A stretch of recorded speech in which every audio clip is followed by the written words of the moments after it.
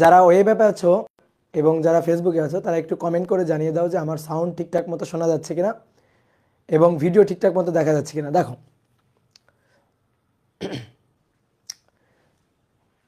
ওকে, clear. Lecture 5 লেখা আছে, আসলে লেকচার 4 হবে, ওটা ভুল করে লেখা হয়ে গেছে। তো সমস্যা নেই, এখানে যেটা দেখতে পাচ্ছ সেটা হবে আজকে। ঠিক আছে, লেকচার কত দেখতে পাচ্ছ বলো? লেকচার 4 দেখতে পাচ্ছ। ওকে, তাহলে সবাইকে শুভেচ্ছা জানাচ্ছি আজকের ক্লাসে।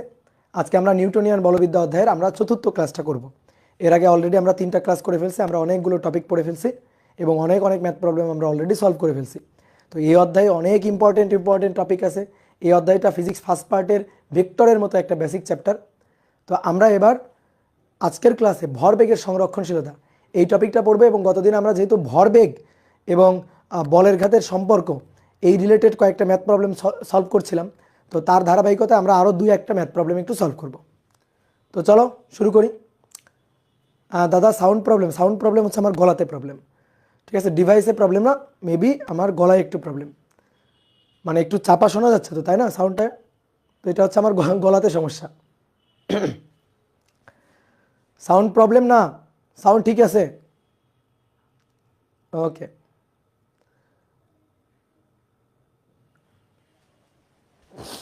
না ভাইয়া, ডাবল আসে, গ্যার করে, কি বলো? সাউন্ড লাইকিং, গলা চেঞ্জ করেন, অন্যজনের ডা লাগান।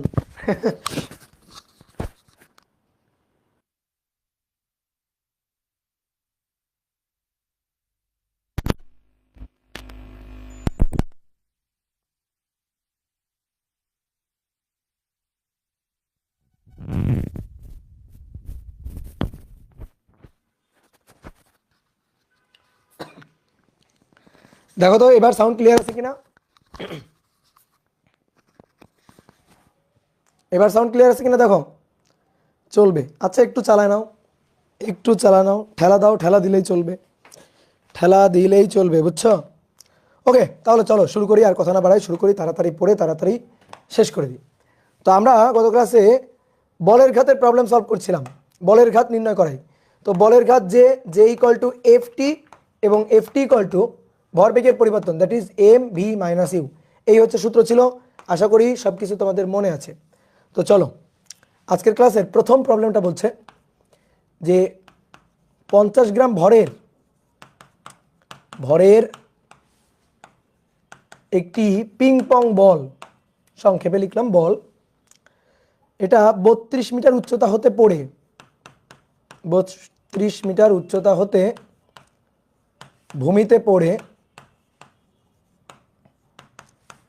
ভূমিতে পড়ে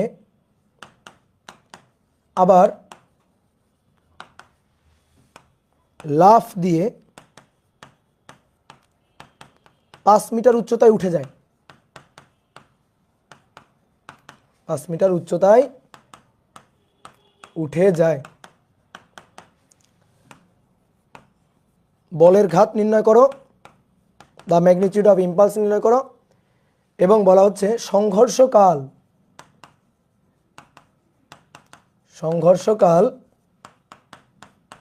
1/10 সেকেন্ড হলে প্রযুক্ত গড় বল কত। যখন মাটিতে গিয়ে আঘাত করলো তখন এই সংস্পর্শ তলে প্রযুক্ত গড় বল কত। ওকে, তো চলো শুরু করি। এটা হচ্ছে ভূমি। দেখো ভূমির 32 মিটার উপর থেকে একটা বল নিচে পড়ছে, পিং পং বল। অনেক সময় দেখবে যে পিং পং বল মাটিতে পড়ে ড্রপ খেয়ে ধাক্কা খেয়ে আবার উপরে উঠে যায়। তো এরকম একটা পিং পং বল কত মিটার উচ্চতা থেকে পড়ছে? 32 মিটার উচ্চতা থেকে পড়ছে। এই উচ্চতাটা হচ্ছে 32 মিটার। 32 মিটার উচ্চতা থেকে মাটিতে পড়ে এখানে গিয়ে ধাক্কা লাগে। এবার ধাক্কা লাগার পরে বলটা আবার উঠে যায় উপরে। কতটুকু উচ্চতায় উঠে যায় বলছে? 5 মিটার উচ্চতায় উঠে যায়। এই যে 5 মিটার উচ্চতায় উঠে যায়।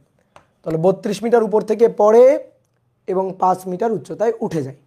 ওকে, তাহলে বলো 32 মিটার উপর থেকে যে পড়লো, যখন ভূমিতে পড়লো তখন ভূমিতে গিয়ে এভাবে ধাপ করে আঘাত করলো না, এভাবে, এবং এভাবে আঘাত করে থেমে যায়নি, আঘাত করে আবার উপরে উঠে গেছে, তার মানে অবশ্যই একটা বেগ নিয়ে আবার উপরের দিকে উঠে গেছে। তাহলে যখন ভূমিতে গিয়ে পড়লো তখন কত বেগে আঘাত করলো সেইটা আমরা আগে বের করব, তারপরে আঘাত করার পরে কত বেগ নিয়ে উপরের দিকে উঠে গেছে সেইটা আমরা বের করব। তাহলে ভূমিতে আঘাত করার মুহূর্তে এটা আদি বেগ, আর আঘাত করার পরে যখন ব্যাক করতেছে যে বেগ নিয়ে উপর দিকে উঠে যাচ্ছে সেই বেগটা হচ্ছে শেষ বেগ। তাহলে আদি বেগ এবং শেষ বেগ পেয়ে গেলে ভরবেগের পরিবর্তন বের করা খুবই সহজ, আর ভরবেগের পরিবর্তনটাই হচ্ছে বলের ঘাত। তাহলে চলো আমরা আদি বেগ আর শেষ বেগটা বের করব। তাহলে যখন ভূমিতে আঘাত করলো, যে মুহূর্তে গিয়ে ভূমিতে আঘাত করছে সেই মুহূর্তে এই বেগটাই আদি বেগ। তারপরে আঘাত করার পরে যখন উঠে যাচ্ছে, আবার উপরের দিকে উঠে যাচ্ছে, ঊর্ধ্বমুখীভাবে গতিশীল হচ্ছে, তো আঘাত করার পর মুহূর্তে ঊর্ধ্বমুখী এই যে বেগটা এটা হচ্ছে শেষ বেগ। আঘাত লাগার আগে, আঘাত লাগার পরে, আঘাত লাগার আগের বেগটা আদি এবং পরের বেগটা শেষ। ইউ আর ভি এর পরিচয়টা ভালো করে বুঝবা, সংঘর্ষের আগে আদি, সংঘর্ষের পরে শেষ। ওকে, তাহলে তুমি বের করো তো, এইটুকু অংশ বাদ দাও, এইটুকু অংশ আপাতত ঢেকে রাখি। তুমি আমাকে বলো তো 32 মিটার উপর থেকে একটা বস্তু যদি নিচে পড়ে, ভূমিতে গিয়ে যখন আঘাত করবে তখন কত বেগে আঘাত করবে? এই পয়েন্ট থেকে যখন বস্তুটা পড়ছে তখন তার বেগটা কত ছিল? 0। তাহলে আমরা নর্মালি কি লিখি? V square equal to U square plus 2gh। তো এখানে এই বেগটাকে যেহেতু আমরা ইউ দিয়ে লিখছি, তাহলে শেষ বেগ ইউ স্কোয়ার ইকুয়াল টু আদি বেগ 0। এটা হচ্ছে গতিপথের শেষ বেগ আদি বেগ, কিন্তু আমাদের এই যে সংঘর্ষের আদি বেগ শেষ বেগ, ব্যাপারটা মাথায় রাখিও, বুঝছো? তাহলে যখন ভূমিতে গিয়ে আঘাত করলো তখন ইউ বেগে আঘাত করছে। তাহলে দেখি এই বস্তুটা 32 মিটার উপর থেকে যখন ভূমিতে পড়বে তখন কত বেগে আঘাত করে সেটা একটু চেক করে দেখি। তাহলে U square equal to 0 square plus 2gh। তাহলে অতএব ইউ ইকুয়াল টু √2g এর মান 9.8 এবং h এর মান 32। তাহলে এখান থেকে ভূমিতে আঘাত করার ঠিক পূর্ব মুহূর্তে বেগটা পাবো 2 × 9.8 × 32। তাহলে আমরা পাচ্ছি এখান থেকে 25.04 মিটার পার সেকেন্ড আদি বেগ। এবার ধাক্কা লাগার পরে আবার বেগ নিয়ে উঠে যাচ্ছে, এই বেগ নিয়ে কত দূর উঠবে? যতক্ষণ না তার বেগ 0 হবে ততক্ষণ সে উপরের দিকে উঠতে থাকবে। তো কত উচ্চতায় উঠছে? 5 মিটার উচ্চতায়। 5 মিটার উচ্চতায় ওঠার পরে তার বেগ হয়ে গেছে 0। তাহলে এই ক্ষেত্রে যদি আমি এই বেগটা বের করতে চাই, তাহলে এইটুকু গতির জন্য এইটা আমার আদি বেগ, এইটা আমার শেষ বেগ। আগে যেমন এইটুকু গতির জন্য এইটা আমার আদি বেগ, এইটা আমার শেষ বেগ ছিল, এবার এইটুকু গতির জন্য এইটা আমার আদি বেগ, এইটা আমার শেষ বেগ। তাহলে দেখো তো ভি স্কোয়ার এটা ইকুয়াল টু এই ভি স্কোয়ার মাইনাস 2gh, যেহেতু উপরের দিকে উঠছে। এখন কি হলো, এটাকেও ভি দিয়ে লিখলাম, এটাকেও ভি দিয়ে লিখলাম। তাহলে তোমার বুঝতে হবে এটা শেষ বেগের ভি, তাহলে এই বেগটাই তো 0 আর কি, 0। তাহলে এটা যদি 0 হয় তাহলে অতএব ভি ইকুয়াল টু √, দেখো এই 2gh-টাকে এ পাশে আনলাম, তাহলে ভি ইকুয়াল টু √2gh। তো এখানে h এর মানটা হচ্ছে 5 মিটার, 2g এর মান 9.8 গুণ 5, তাহলে 98 এর √, তাহলে 7√2। ওকে, বলো বুঝছো কিনা? খুবই কমন সেন্স। একটা বস্তু ভূমিতে গিয়ে আঘাত করছে, তো কত বেগে গিয়ে আঘাত করলো সেই বেগটা বের করবো। তো 32 মিটার উপর থেকে পড়লে কত বেগে ভূমিতে আঘাত করবে এটা আমরা বের করতে পারবো, এটা গতিবিদ্যা অধ্যায়ের ম্যাথ। তারপরে বলা হচ্ছে যে বস্তুটা আবার খাড়া উপরের দিকে উঠে গেছে, কত মিটার উপরের দিকে উঠে গেছে? 5 মিটার। তাহলে বস্তুটা ভূমি থেকে কত বেগ নিয়ে যাত্রা করলে 5 মিটার উপরে উঠবে সেই বেগটা বের করা যাবে। তাহলে সেই বেগটাও আমরা বের করলাম। তো হয়ে গেল সংঘর্ষের আগের এই বেগটা আদি বেগ, সংঘর্ষের পরে এই বেগটা শেষ বেগ। এবং দুইটা বেগ কিন্তু পরস্পরের বিপরীত দিকে। তাহলে দুইটা বেগ যদি পরস্পরের বিপরীত দিকে হয়, আমি যদি নিচের দিকটাকে মাইনাস ডিরেকশনে ধরি আর উপরের দিকটাকে যদি প্লাস ডিরেকশনে ধরি, তাহলে ভিটা প্লাস ইউটা কিন্তু মাইনাস। তাহলে ভরবেগের পরিবর্তন যে, এটাই বলের ঘাত, M V minus U. M এর মান 50 গ্রাম, 50 গুণ 10⁻³ ভি এর মান উপরের দিকে, সো প্লাস 7√3 মাইনাস ইউ এর মান নিচের দিকে ধরছি মাইনাস, তাহলে এটা মাইনাস হবে। তাহলে মাইনাস 25 এটা কিন্তু সূত্রের মাইনাস 25.04 এত মিটার পার সেকেন্ড। তাহলে আসো এবার হিসাব করি, 7√2 মাইনাসে মাইনাসে প্লাস 25.04, যা হবে এর সাথে গুণ 50 এক্সপোনেনশিয়াল ফাংশন -3, তাহলে 1.7469 এত কেজি মিটার পার সেকেন্ড বা নিউটন সেকেন্ড। ওকে, এবার আমাদের বের করতে বলছে যে যদি সংঘর্ষকাল, ভূমির সাথে সংঘর্ষকাল যদি 1/10 সেকেন্ড হয় তাহলে প্রযুক্ত বলের মান কত, এফ কত? তাহলে F equal to J divided by T, কারণ J equal to F T, এই তো হয়ে গেল। তাহলে 1.7469 ডিভাইডেড বাই সংঘর্ষকাল 1/10 সেকেন্ড। তাহলে সংঘর্ষকাল 1/10 সেকেন্ড মানে 17.469 নিউটন। এটাই হচ্ছে ভূমির উপর প্রযুক্ত গড় বল। কত সহজ না? বুঝতে পারছি আমরা?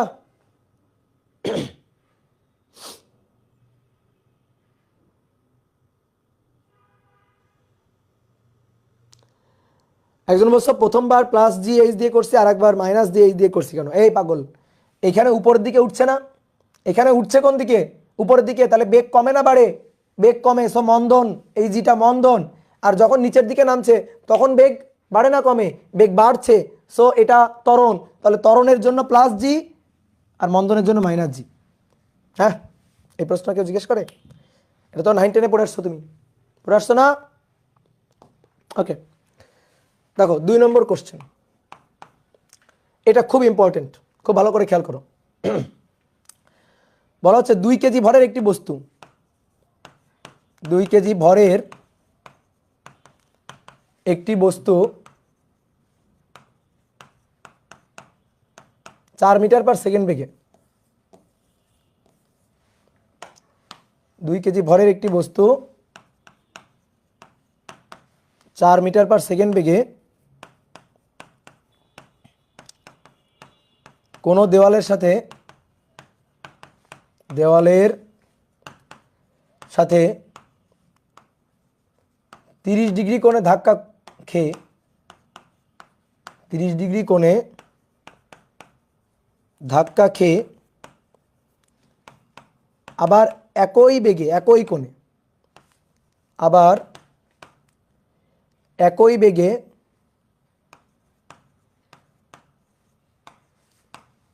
একই কোণে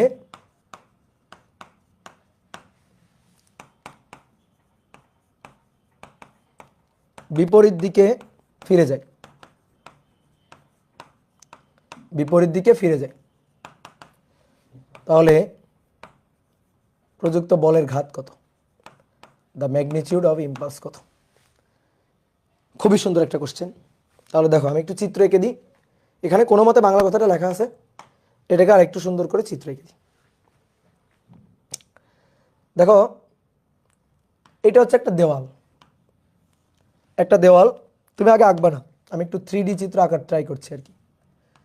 যে এটা হচ্ছে একটা দেওয়াল,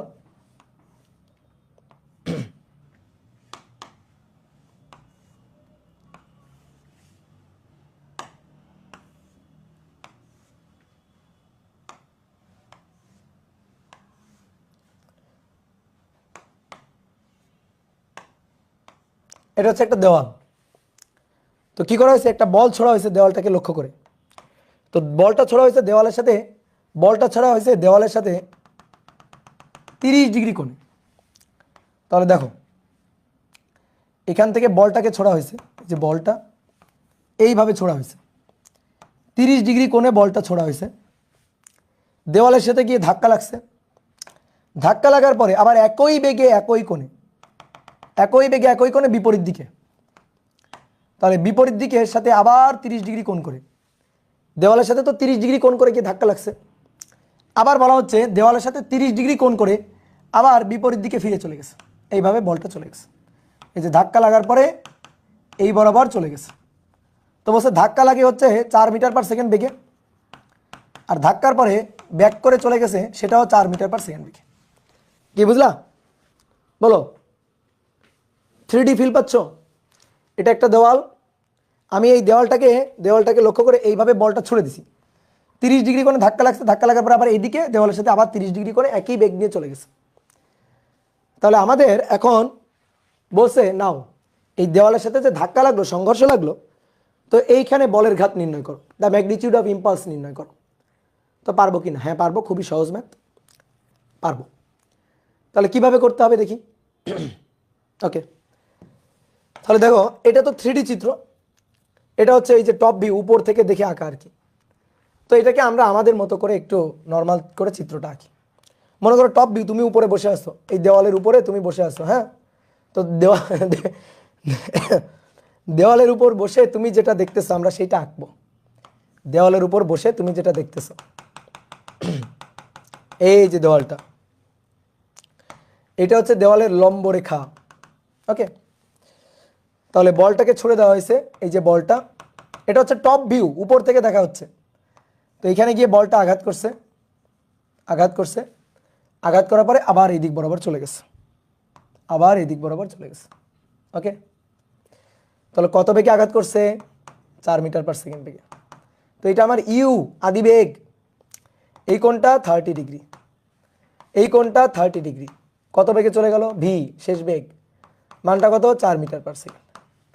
দেখো এর আগে যে ম্যাথগুলো আমরা করছিলাম, এর আগে যে আমরা ম্যাথগুলো করছিলাম সেগুলো হচ্ছে একমাত্রিক ক্ষেত্রের ম্যাথ, কিন্তু এটা হচ্ছে দ্বিমাত্রিক ক্ষেত্রের একটা ম্যাথ।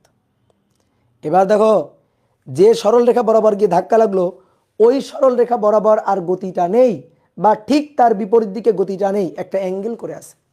একটা দ্বিমাত্রিক ক্ষেত্র, তুমি দেওয়ালের উপরে বসে যদি চিত্রটা আঁকো তাহলে তুমি এরকম দেখতে পারবা, এটা টপ ভিউ, এটা দেওয়াল, বল গিয়ে আঘাত করে এ বরাবর চলে গেছে। তাহলে বলের ঘাত বের করতে হবে। বলের ঘাত ভরবেগের পরিবর্তন, দেখো বের করার অনেক ওয়ে আছে, তো আমি তোমাকে একটা একটা করে দেখাই। এটা বের করার অনেক ওয়ে আছে। তাহলে শোনো, প্রথমে শোনো, দেখো যে হচ্ছে ভরবেগের পরিবর্তন, বলের ঘাত, ভর আর বেগের ভর আর বেগের গুণফল হচ্ছে ভরবেগ। তাহলে ভর এম আর বেগের পরিবর্তন ভি মাইনাস ইউ, এটাই তো ভরবেগের পরিবর্তন। ভরবেগ ভেক্টর রাশি, এম তো স্কেলার রাশি, তাহলে ভি হচ্ছে ভেক্টর রাশি, ইউ হচ্ছে ভেক্টর রাশি। তাহলে এই হিসাবটা তো ভেক্টর হিসাব আসলে, তাই না? বেগ কি রাশি? ভেক্টর রাশি। তাহলে বেগের যখন বিয়োগ করতে হয় তখন কিভাবে করতে হয়? ভেক্টর নিয়মে করতে হয়। স্কেলার নিয়মে তো ভেক্টর রাশির যোগ বিয়োগ করা যায় না।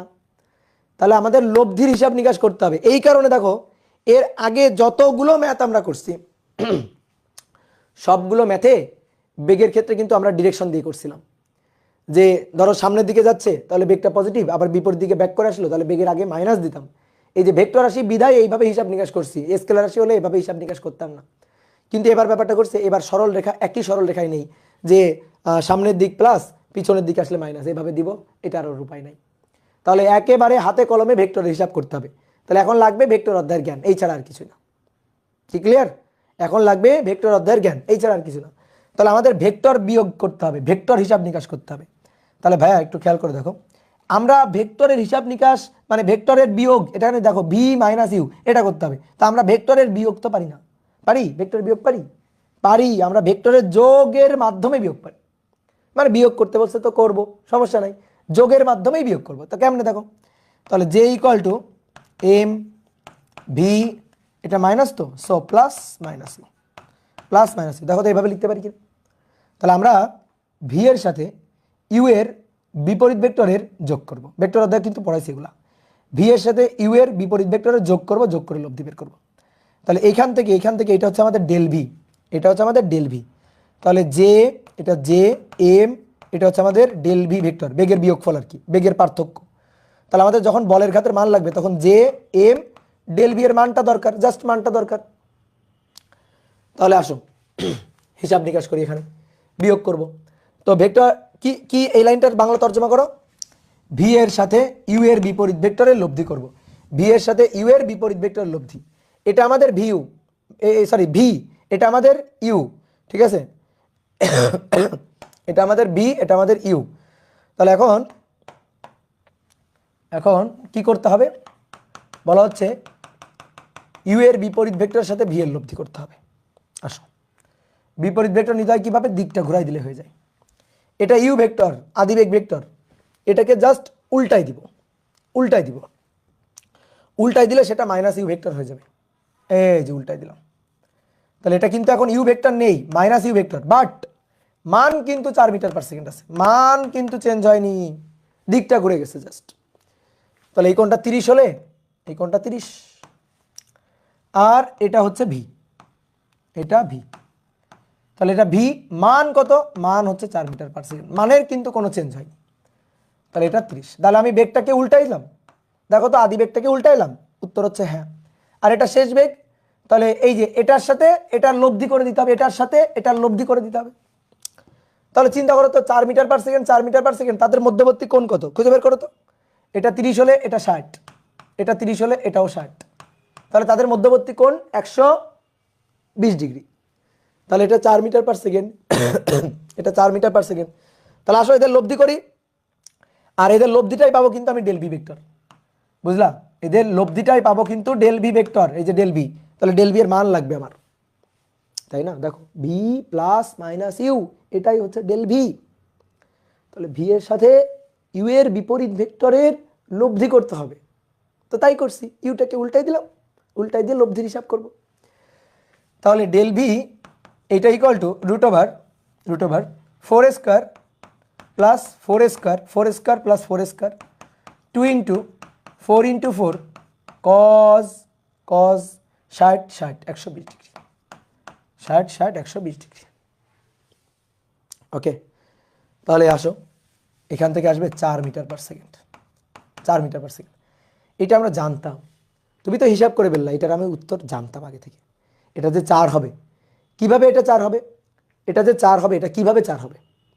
দুটি সমান মানের ভেক্টর, সমান মানের ভেক্টর, তাদের মধ্যবর্তী কোণ 120 ডিগ্রি হলে, দুটি সমান মানের ভেক্টরের মধ্যবর্তী কোণ 120 ডিগ্রি হলে, ঠুটস্থ কথা, ভেক্টর অধ্যায়ে পড়েছি তোমার, তাদের লব্ধির মানও হয় সমান। তাহলে দুটি সমান মানের ভেক্টর মধ্যবর্তী কোণ 120 ডিগ্রি হলে লব্ধির মানও হবে তাদের মানেরই সমান। 4 4 4ই হয়েছে। ওকে, তাহলে আসো জে বের করতে হবে, জে। তাহলে এম, এই দেখো এম ডেল ভি এর মান, ঠিক আছে, এম ডেল ভি ভেক্টরের মান, এম এর মান 2 কেজি আর ডেল ভি এর মান 4। তাহলে the magnitude of impulse is 4 KG metre per second, the magnitude of impulse is 4 KG metre per second. Done হয়ে গেল। তাহলে এটা হচ্ছে একটা নিয়ম। এবার আর একটা কি নিয়মে করা যায়? ভেক্টরের উপাংশ বিভাজন দিয়ে করা যায়, ভেক্টরের উপাংশ বিভাজন দিয়ে করা যায়। তাহলে চলো তো আমরা ভেক্টর উপাংশ বিভাজন দিয়ে করতে পারি কিনা। ঠিক আছে, অনেকে মনে করো অনেক অনেক জায়গায় মানে যে কোনো একটা ভাবে তুমি সলভ দেখো। আসলে তোমাদের যে সমস্যাটা হয় সেটা হচ্ছে তোমরা বইয়ের সলভ তাড়াতাড়ি দেখে ফেলো, একটা প্রবলেম নিজে করার আগে, নিজে চিন্তা ভাবনা করে ভাবার আগে বইয়ে, গাইডে, টেস্ট পেপারে বিভিন্ন জায়গায় কি সলভ করছে এটা দেখে ফেলো। এই কারণে তুমি কি করো, নিজের মাথা থেকে কোনো চিন্তা আসে না, তুমি ওই বইয়ের সলভটা দেখে নিজে নিজে মনে করো যে করো। অনেকে ভাবো কি আমি বইয়ের সলভ দেখে তো বুঝে গেছি, আসলে বইয়ের সলভ দেখে বুঝলেও তুমি মুখস্থ করছো, ঠিক আছে, বুঝলেও তুমি মুখস্থ করছো। তাহলে চলো এবার অর ওই ম্যাথটাই করবো, অর অন্য আরেকটা প্রসেস। ওকে, এটা হচ্ছে দেওয়াল, দেওয়ালের উলম্ব রেখা। তাহলে এটা হচ্ছে বলটা দেওয়ালের সাথে গিয়ে ধাক্কা লাগলো 4 মিটার পার সেকেন্ড বেগে, এটা 4, এটা আমাদের ইউ, এই কোণটা 30। আবার যখন ব্যাক করছে তখন 4 মিটার পার সেকেন্ড বেগেই ব্যাক করছে, এই কোণটা 30 ডিগ্রি নিয়ে। ওকে, তাহলে আসো দেখো আমরা কি করব। তোমরা যেহেতু প্রজেক্টাইল মোশন করছো, দ্বিমাত্রিক গতি পড়ছো, তো ভাই তোমরা দ্বিমাত্রিক গতিতে কি কাজ করছো? দ্বিমাত্রিক গতিতে যখন হিসাব নিকাশ করছো, প্রজেক্টাইল মোশনের যখন হিসাব নিকাশ করছো, তখন এক্স অক্ষ বরাবর এবং ওয়াই অক্ষ বরাবর কম্পোনেন্ট মানে উপাংশে বিভাজন করে হিসাব করছো না? একবার এক্স অক্ষের হিসাব, একবার ওয়াই অক্ষের হিসাব, আদি বেগ মানে একবার এক্স অক্ষ বরাবর নিয়ে তারপরে শেষ বেগ সরণ বের করছো, আদি বেগ ওয়াই অক্ষ বরাবর নিয়ে ত্বরণ ওয়াই অক্ষ বরাবর নিয়ে তারপর ওয়াই অক্ষ বরাবর শেষ বেগ সরণ বের করছো না? তাহলে আমরা যদি দ্বিমাত্রিক গতি পারি তাহলে কেউ আমাদের আর কোনো প্রবলেমে ঠেকায় রাখতে পারবে না। তাহলে আমি কি করব, ইউকে দুটো উপাংশে ভেঙে ফেলবো, এক্স অক্ষ ওয়াই অক্ষ দুইটা উপাংশে ভেঙে ফেলবো, আমি ভিকে দুইটা উপাংশে ভেঙে ফেলবো। তো চলো ভেঙে ফেলি। এটা ইউ আছে, তাহলে এর এই একটা উপাংশ আর এই একটা উপাংশ, দেখো ভিকে দুইটা উপাংশে ভাঙলাম, দেখো অনেকে উপাংশ বা বিভাজন বোঝে না। এই ভি সরি ইউকে দুটো উপাংশে, এই ইউকে দুটো উপাংশে, তারপরে এই যে ভিকে দুটো উপাংশে ভেঙে ফেলবো, এইভাবে দুটো উপাংশ। তাহলে এই কোণটা 30 হলে এই কোণটা যদি 30 হয়, এই কোণটা যদি 30 হয়, এই কোণটাও কিন্তু ভাইয়া 30, ঠিক আছে। তাহলে ইউ এর মান 4, ইউ এর মান 4। তাহলে এদিক বরাবর 4 cos 30, এদিক বরাবর 4 sin 30। কি করলাম, ইউকে আমরা দুটো উপাংশে ভেঙে নিলাম, যার সাথে কোণ তার সাথে কজ। অনেকে আবার ভাবে অনুভূমিক মনে হয় কজ হবে, এরকম যদি ভাবো তাহলে মাইট দিব, যেহেতু আমার কাছে ভেক্টর পড়ছে আমি এগুলো কিন্তু ক্লিয়ার করে দিছি। তাহলে এটা ইউ এর মান 4, তাহলে 4 যার সাথে কোণ সেই দিকটা হবে কজ উপাংশ, যার সাথে কোণ নেই সেই দিকটা হবে সাইন উপাংশ। তাহলে ইউ এটা যদি ইউ 4 হয় তাহলে ভাইয়া এটা ইউ এর এক্স অক্ষ বরাবর উপাংশ, আর এটা হচ্ছে ইউ ওয়াই, ইউ এর ওয়াই অক্ষ বরাবর উপাংশ। ওকে, এবার 4 metre per second, 4 metre per second, এই 4 মিটার পার সেকেন্ড এইটাকে দুটো উপাংশে ভেঙে ফেলি। চলো এইটাকে দুইটা উপাংশে ভেঙে ফেলি। এদিক বরাবর একটা উপাংশ, এদিক বরাবর একটা উপাংশ, আর এই দিক বরাবর একটা উপাংশ। এটা যদি 30 হয় তাহলে এইটা 30। ওকে, তাহলে এবার 4 metre per second, 4 metre per second এর দুটো উপাংশ, তাহলে এটা 4 cos 30 আর এদিকে 4 sin 30। তাহলে এটা ভি এর এক্স অক্ষ সরি ওয়াই অক্ষ বরাবর উপাংশ, আর এটা ভি এর এক্স অক্ষ বরাবর উপাংশ। বুঝলা? উপাংশে বিভাজন করে ফেললাম। তাহলে এবার একবার এক্স অক্ষের হিসাব আর একবার ওয়াই অক্ষের হিসাব, শেষ, ম্যাথ শেষ। একবার এক্স অক্ষের হিসাব, একবার ওয়াই অক্ষের হিসাব। এই ইউ কিন্তু আর বেঁচে নেই, এই ভি কিন্তু আর বেঁচে নেই, এরা কিন্তু মরে গেছে। কেন? কারণ এদের তো উপাংশে বিভাজন করে ফেলছি, এদের উপাংশে বিভাজন করে ফেলছি, তাহলে এরা আর নাই। তাহলে এখন দেখো, এখন এক্স অক্ষ বরাবর যদি হিসাব করি, এই চিত্রটা তোমার আঁকতে হবে না, আমি একটু কম পারি বিদায় আঁকছি, তুমি এই চিত্রটা আঁকবা না। দেখো এখন আমি এক্স অক্ষ বরাবর বলের ঘাতটা হিসাব করবো, জাস্ট এক্স অক্ষ বরাবর, এক্স অক্ষ বরাবর। তাহলে আমি এক্স অক্ষ বরাবর বেগটা আঁকবো। তাহলে তুমি একটা জিনিস খেয়াল করো তো, এক্স অক্ষ বরাবর এই যে ভি এক্স, এই দেখো ভি এক্স, এক্স অক্ষ বরাবর শেষ বেগ। তাহলে ভি এক্স কোন দিকে? ভি এক্স হচ্ছে এই দিক বরাবর। কত? এটা 4 sin 30 ডিগ্রি। ঠিক আছে, এটা রাফ কিন্তু, এটা আমি মুছে দিব একটু পরে। এটা হচ্ছে ভি এক্স, আর এটা ইউ এক্স হচ্ছে এই দিক বরাবর। দেখো এক্স অক্ষের এই দিক বরাবর। তাহলে ইউ এক্স এটা হচ্ছে 4 sin 30 ডিগ্রি। বুঝছো? এবার এটা এক্স অক্ষের ধনাত্মক দিকে, তাহলে এটার পজিটিভ চিন্তা করলাম। এটা ঋণাত্মক দিকে, সো এটার নেগেটিভ চিন্তা করলাম। তাহলে ভরবেগের পরিবর্তন এক্স অক্ষ বরাবর M V X minus U X. এই যে মানে এই সূত্রটা আমি এক্স অক্ষ বরাবর লিখলাম। দেখো যে এক্স অক্ষ বরাবর ভরবেগের পরিবর্তন, এক্স অক্ষ বরাবর বলের ঘাত, এক্স অক্ষ বরাবর ভরবেগের পরিবর্তন, মান বসাই দিব। এম এর মান কত? 2 কেজি। ভি এক্স, তো ভি এক্স এর মান কত? এইটা কোন দিকে? প্লাসের দিকে। ওকে, তাহলে 4 sin 30। তারপরে মাইনাস ইউ এক্স কত? এইটা কোন দিকে? মাইনাসের দিকে। তাহলে -4 sin 30, -4 sin 30, এই হচ্ছে হিসাব। তাহলে 2 4 sin 30, sin 30 1/2, তাহলে 2 মাইনাসে মাইনাসে প্লাস, তারপর sin 30 1/2, তাহলে এখানে 2, তাহলে 2 প্লাস 2 4, 4 দুগুণে 8, এই যে শেষ অ্যান্সার। বুঝলা? এক্স অক্ষ বরাবর হিসাব। ঠিক একইভাবে আবার ওয়াই অক্ষ বরাবর হিসাব করতে হবে। এবার ওয়াই অক্ষ বরাবর বেগ নিয়ে হিসাব করতে হবে। তো কথা হচ্ছে কি, আমরা তো বড় হয়েছি না, একটু বুদ্ধি থাকতে হবে এখন আমাদের। তাহলে আমরা নতুন করে আবার কেন চিত্র আঁকতে যাবো? এখানেই করে ফেলবো, কোনো সমস্যা নেই তো, এই চিত্রেই করে ফেলবো। এই দিকটারে যদি আমি পজিটিভ দিক ধরি, তাহলে যারা যারা এই দিকে তারা হচ্ছে নেগেটিভ। উপরের দিকটারে যদি আমি পজিটিভ দিক ধরি, উপরের দিকটা যদি পজিটিভ চিন্তা করি, তাহলে যারা যারা নিচের দিকে তারা হচ্ছে নেগেটিভ। বুঝলা? ওয়াই অক্ষের পজিটিভ, ওয়াই অক্ষের নেগেটিভ, এক্স অক্ষের পজিটিভ, এক্স অক্ষের নেগেটিভ। তাহলে আসো এবার যে এক্স অর্থাৎ এক্স অক্ষ বরাবর বলের ঘাত, তাহলে ভাইয়া এক্স অক্ষ বরাবর ভরবেগের পরিবর্তন M B X minus U X. তাহলে এম এর মান 2 কেজি। আসো এবার ভি এক্স, এই যেটা হচ্ছে ভি এক্স কোন দিকে? এদিকে।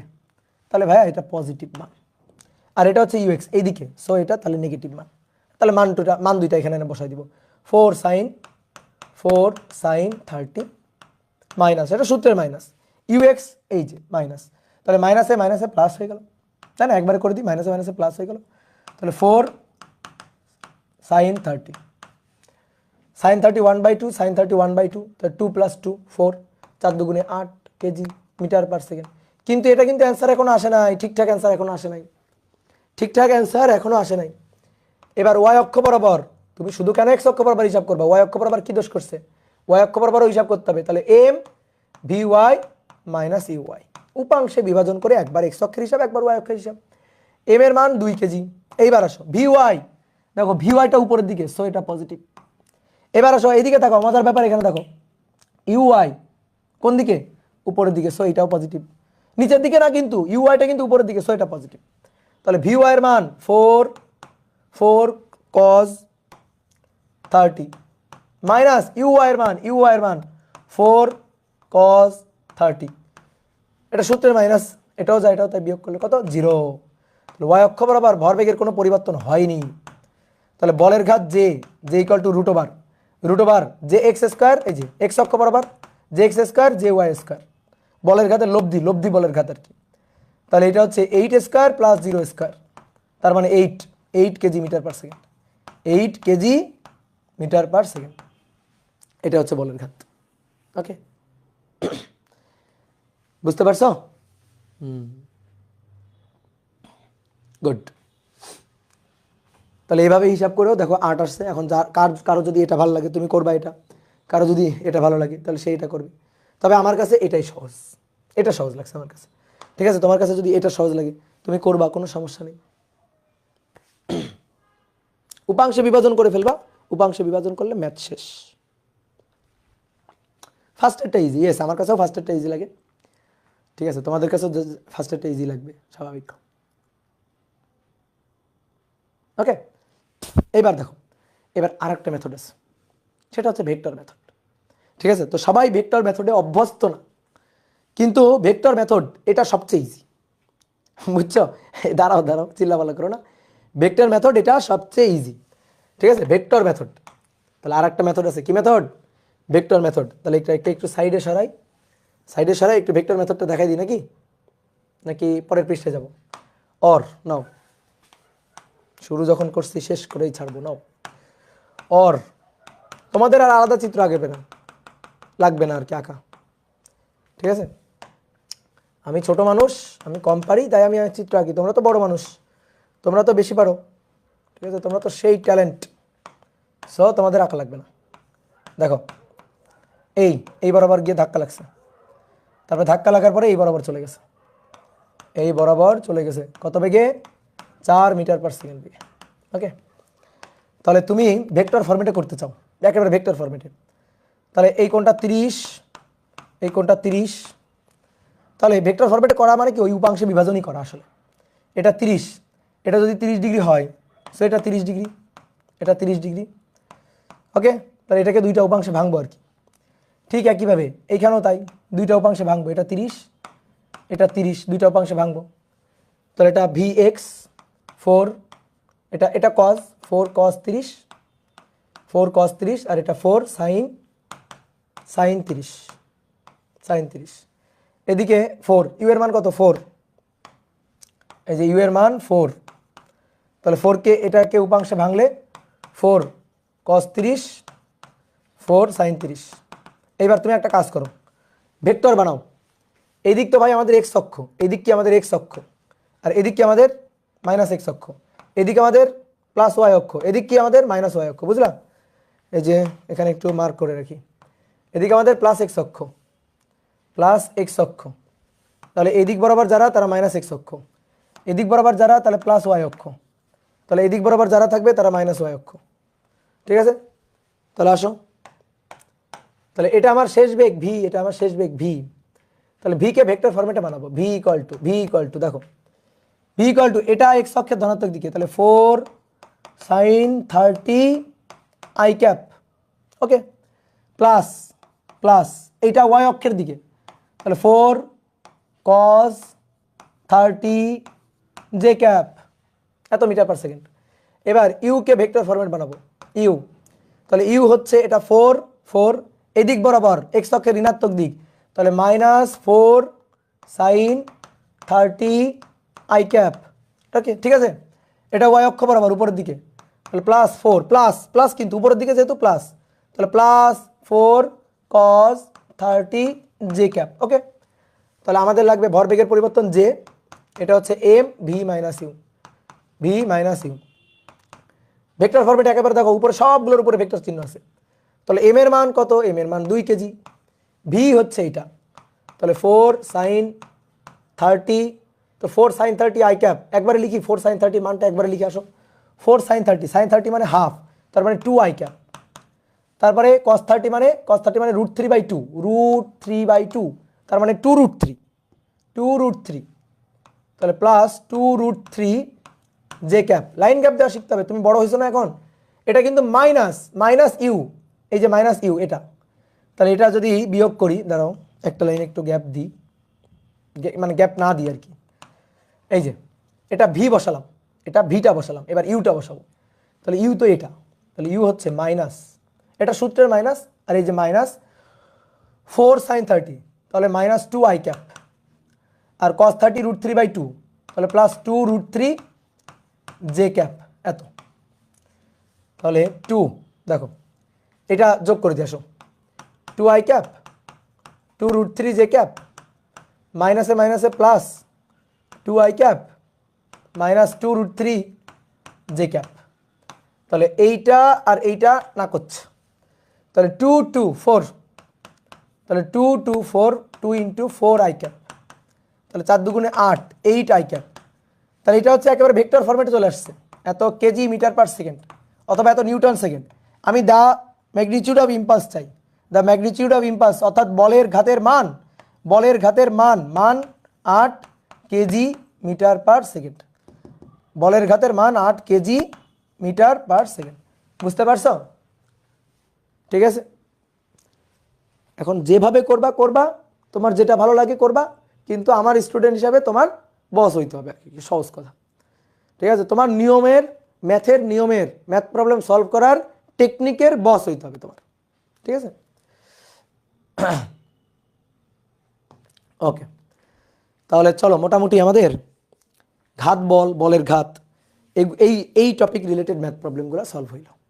ঠিক আছে, তাহলে চলো এবার আমরা নতুন একটা টপিক পড়বো আজকে। সেই টপিকের নাম হচ্ছে ভরবেগের সংরক্ষণশীলতা। 9, 10-এ পড়া সহজ একটা টপিক, ভরবেগের সংরক্ষণশীলতা। ভরবেগের সংরক্ষণশীলতা কি বলে?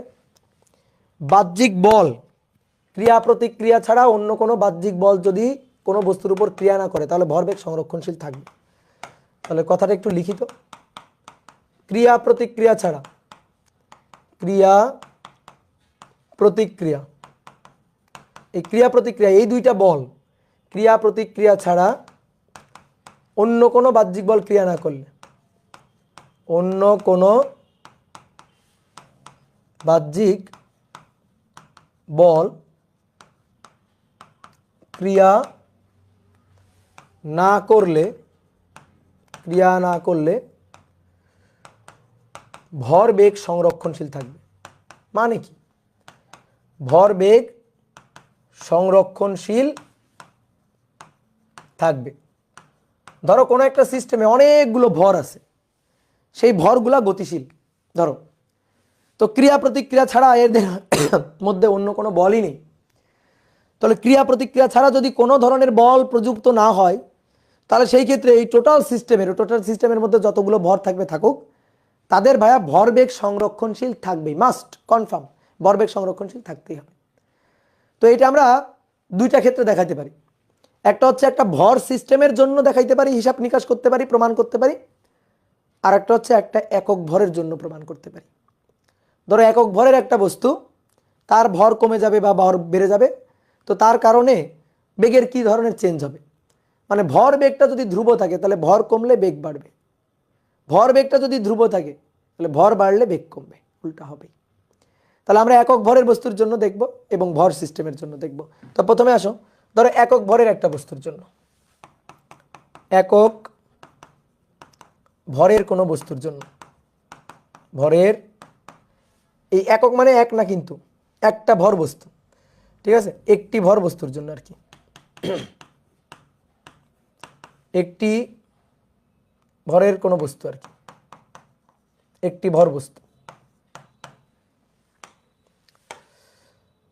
ধরো এই একটা বস্তু, এই বস্তুটা একটা ভি বেগ নিয়ে যাচ্ছে, এই বস্তুটা একটা ভি বেগ নিয়ে যাচ্ছে, তাহলে এর উপর যদি বাহ্যিক কোনো বল ক্রিয়া না হয়, বাহ্যিক কোনো বল ক্রিয়া না হয়, ধরো যে তলে গতিশীল সেই তলে কোনো ফ্রিকশন ট্রিকশন কিচ্ছু নেই, ফ্রিকশন ট্রিকশন কিচ্ছু নেই, তাহলে বাহ্যিকভাবে যদি এই বস্তুর উপর কোনো ধরনের কোনো বল প্রযুক্ত না হয় তাহলে তার বেগের পরিবর্তন হবে কিনা বলো তো, তাহলে তার বেগের পরিবর্তন হতে পারে কিনা, বাহ্যিকভাবে যদি বল প্রযুক্ত না হয় তাহলে তার বেগের পরিবর্তন হতে পারে কিনা। বেগের পরিবর্তন, দেখো বল প্রযুক্ত না হলে ত্বরণ হবে না, আর ত্বরণ না হওয়া মানে বেগের কোনো পরিবর্তন হবে না।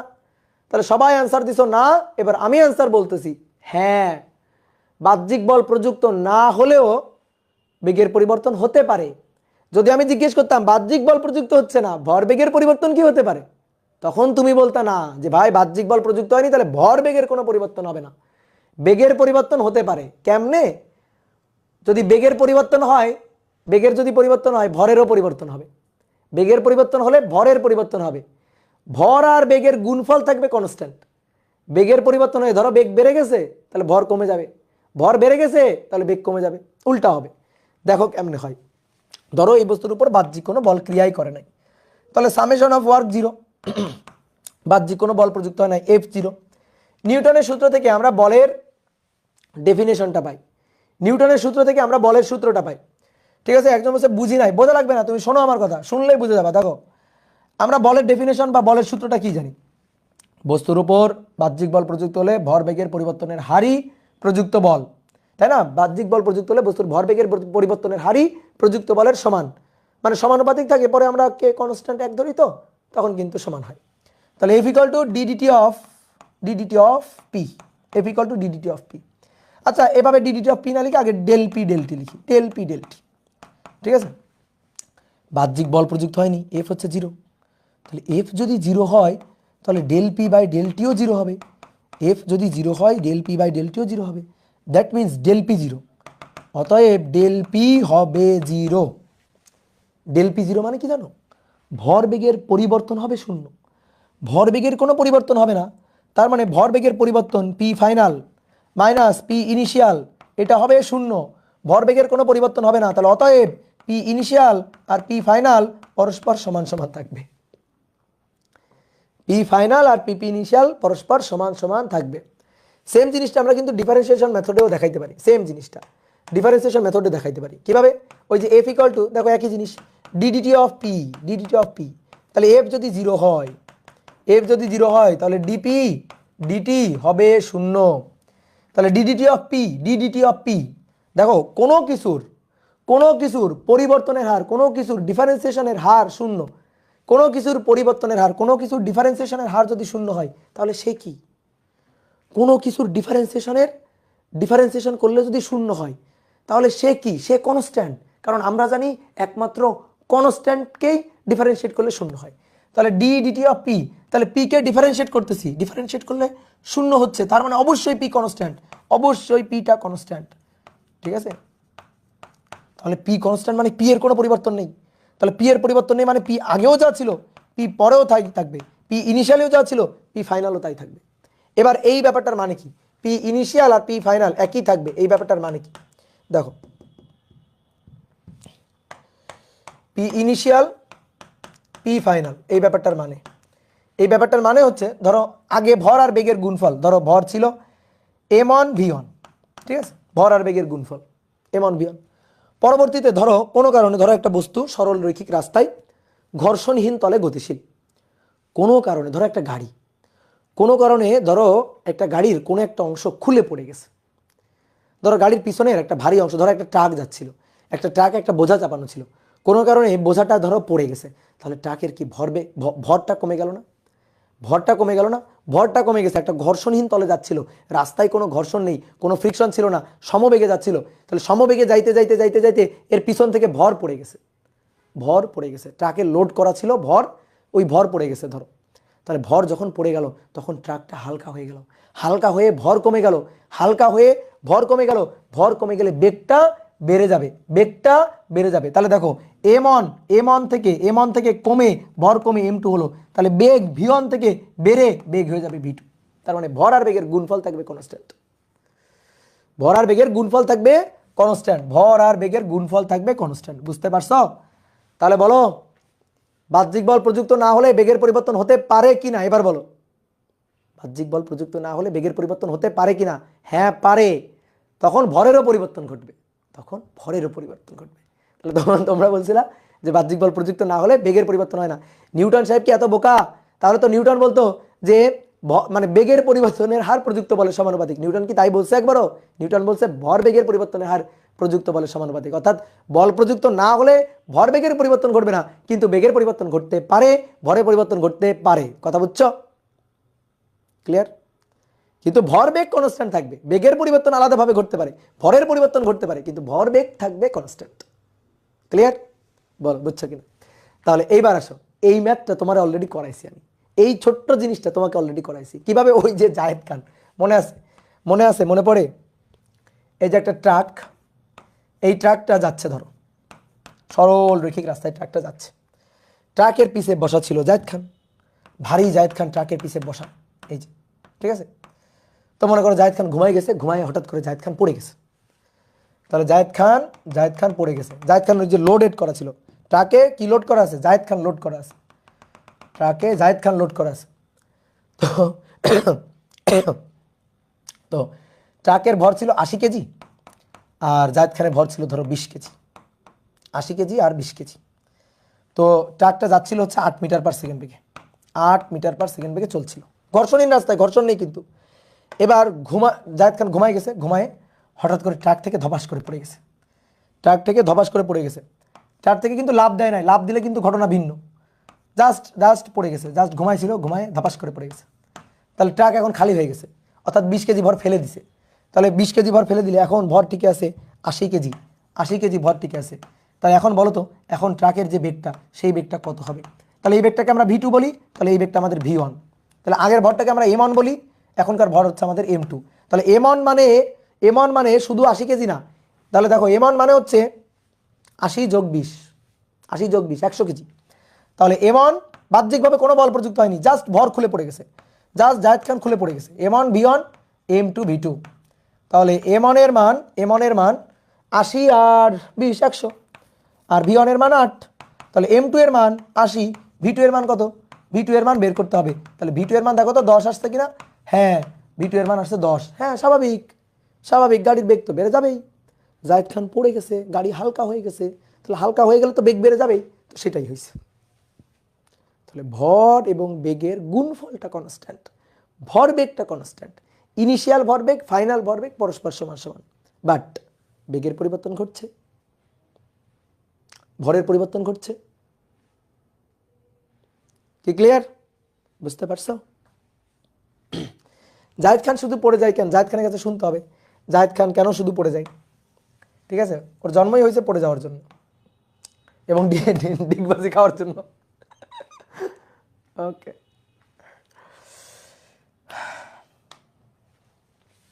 তাহলে চলো এবার আসো, এবার একটা ভর সিস্টেমের জন্য, একটি ভর সিস্টেমের জন্য ভরবেগের সংরক্ষণশীলতা, ভর সিস্টেমের জন্য ভরবেগের সংরক্ষণশীলতা, এইটা তোমরা 9 10-এ করো, 9 10-এ করো, ক্রিয়া প্রতিক্রিয়া নিউটনের ল ব্যবহার করে তোমরা এইটা 9 10-এ করো। 9 10-এ তোমাদের এটা ডেরিভেশন থাকে। তো চলো আমরা দেখি একটা ভর সিস্টেম। তাহলে এই ভর সিস্টেমে একসাথে ধরো অনেকগুলো ভর থাকবে, তো আমরা ছোট মানুষ, তো আমরা আপাতত ডেরিভেশনটা করবো দুটো ভর দিয়ে। হ্যাঁ, তারপরে ম্যাথ করার সময় 3টা 4টা দিয়ে করবো, কোনো সমস্যা নেই, কিন্তু ডেরিভেশন করবো 2টা ভর দিয়ে। তাহলে দেখো, এই একটা বস্তু, এই একটা বস্তু, দুইটা বস্তু সরল রৈখিক পথে চলছে। তো ধরো এই বস্তুটা হচ্ছে M1, সে সরল রৈখিক পথে U1 বেগ নিয়ে ঘর্ষণহীন তলে চলছে।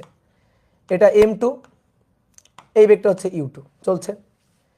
U1 এর মান U2 থেকে বেশি, U1 এর মান U2 থেকে বেশি হওয়ার কারণে একটু পরে M1 ভরের বস্তুটা গিয়ে M2 কে দিল ধাক্কা, কারণ সরল রৈখিক রাস্তায় চলছে, ধাক্কা না দিয়ে উপায় নাই। তুই বলতো ভাই ধাক্কা দিবে কেন, যখন সামনে দেখছে পাশ কাটায় চলে যাবে, পাশ কাটায় যদি চলে যায় তাহলে কি সরল রৈখিক গতি হইল? বলো, পাশ কাটায় যদি চলে যায় তাহলে কি সরল রৈখিক গতি হইল? না। তাহলে সরল রৈখিক রাস্তায় যাচ্ছে, তাহলে একটু পরে এগিয়ে, যদি এর বেগ বেশি থাকে একটু পরে এগিয়ে একে ধাক্কা দিবেই, তাহলে ধাক্কা দিবেই। তাহলে এইটা হচ্ছে M2, আর এই যে M1 গিয়ে ধাক্কা দিল, ধাক্কা দিলে এইটা হচ্ছে M1। তাহলে M1 গিয়ে M2 কে ধাক্কা দিল, এই ধাক্কাটা কে কাকে দিল? M1 M2 কে ধাক্কা দিল। তাহলে M1 গিয়ে M2 কে ধাক্কা দিল, ধাক্কাটা F1 বললাম। M2 বসে থাকবে, M1 গিয়ে যদি M2 কে ধাক্কা দেয় M2 বসে থাকবে না, M2 কিন্তু একটা উল্টা ধাক্কা দিবে, সেটা হচ্ছে F2। ক্রিয়া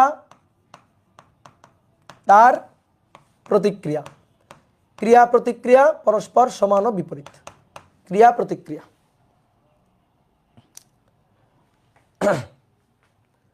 ওকে, ক্লিয়ার?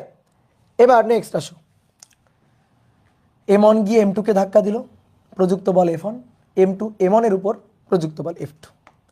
ঠিক আছে, প্রযুক্ত বল F2। তাহলে এবার আসো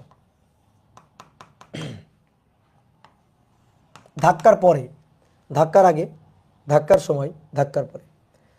ধাক্কার পরে এবার ধরো তারা আলাদা আলাদা বেগ নিয়ে চলছে। M1 চলছে V1 বেগ নিয়ে, M2 ভরে বস্তুটা চলছে V2 বেগ নিয়ে। ঠিক আছে, তাহলে এটা আগে, এটা ধাক্কার পরে, আর এটা ধাক্কার সময়কার ঘটনা।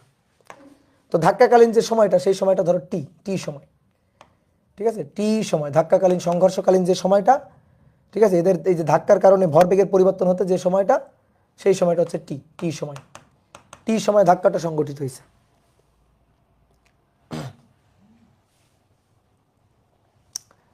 তো চলো শুরু করি। নাও দেখো, আমরা কি জানি, ক্রিয়া প্রতিক্রিয়া ছাড়া এখানে অন্য কোনো বল আছে? দেখো নেই। আর আমরা কি জানি, ক্রিয়া প্রতিক্রিয়া পরস্পর সমান ও বিপরীত। তাহলে F1 এবং F2 এরা পরস্পর সমান এবং বিপরীত হবে। তাহলে F1 equal to minus F2, F1 equal to minus F2, কারণ বিপরীত দিক, এই কারণে মাইনাস F2। এটা যদি এক্স অক্ষের দিকে হয়, এটা এক্স অক্ষের ঋণাত্মক দিকে, এক্স অক্ষের ধনাত্মক দিকে হলে এটা এক্স অক্ষের ঋণাত্মক দিকে। দেখো এখানে কিন্তু তুমি বাহ্যিকভাবে কোনো বল টল প্রয়োগ করো নাই। যা সরল রৈখিক রাস্তায় চলতেছিল, একটা গিয়ে আর একটাকে ধাক্কা দিছে। বাহ্যিকভাবে কোনো বল টল প্রয়োগ করা হয়নি, বাহ্যিক কোনো বহিস্থ উৎস থেকে কোনো বল প্রয়োগ করা হয়নি। মানে তোমাকে আমি নিয়োগ করি নাই যাও বস্তুটাকে গিয়ে ধাক্কা দাও, সেটা কিন্তু করো নাই। গাড়ি দুটো সরল রৈখিক রাস্তায় চলতেছিল বা বস্তু দুটো সরল রৈখিক রাস্তায় চলতেছিল, পিছনেরটার বেগ বেশি, সামনেরটার বেগ কম, পিছনেরটা এসে সামনেরটার দিচ্ছে ধাক্কা। তাহলে এখানে ক্রিয়া প্রতিক্রিয়া ছাড়া অন্য কোনো বাহ্যিক বল নেই। তাহলে বাহ্যিক পুরো সিস্টেমে, পুরো এই ভর সিস্টেমে বাহ্যিকভাবে কোনো বল প্রযুক্ত হয়নি, তাহলে ভরবেগের পরিবর্তন ঘটবে না। অর্থাৎ ইনিশিয়ালি এই বস্তু দুইটার ভরবেগের যে সমষ্টি, ভরবেগের সমষ্টি কত? এর ভরবেগ M1U1, এর ভরবেগ M2U2, M1U1 plus M2U2, initially তাদের ভরবেগের সমষ্টি। ধাক্কার পরে, সংঘর্ষের পরে ফাইনাল অবস্থায় তাদের ভরবেগের সমষ্টি সমান হবে M1V1 প্লাস M2V2 এর সমান হবে, কারণ এখানে অন্য কোনো ধরনের বাহ্যিক বল প্রযুক্ত হয়নি। এটাই তোমার বুঝতে হবে। ক্রিয়া প্রতিক্রিয়া ছাড়া এখানে এই সিস্টেমের মধ্যে কেউ এসে ধাক্কা দেয়নি, কেউ এসে ব্রেক দেয়নি, রাস্তার কোনো ঘর্ষণ নেই, অন্য কোনো ধরনের কোনো বাহ্যিক বল প্রযুক্ত হয়নি। তাহলে জাস্ট ক্রিয়া প্রতিক্রিয়া, তাহলে টোটাল এই সিস্টেমের কোনো ভরবেগের পরিবর্তন ঘটবে না।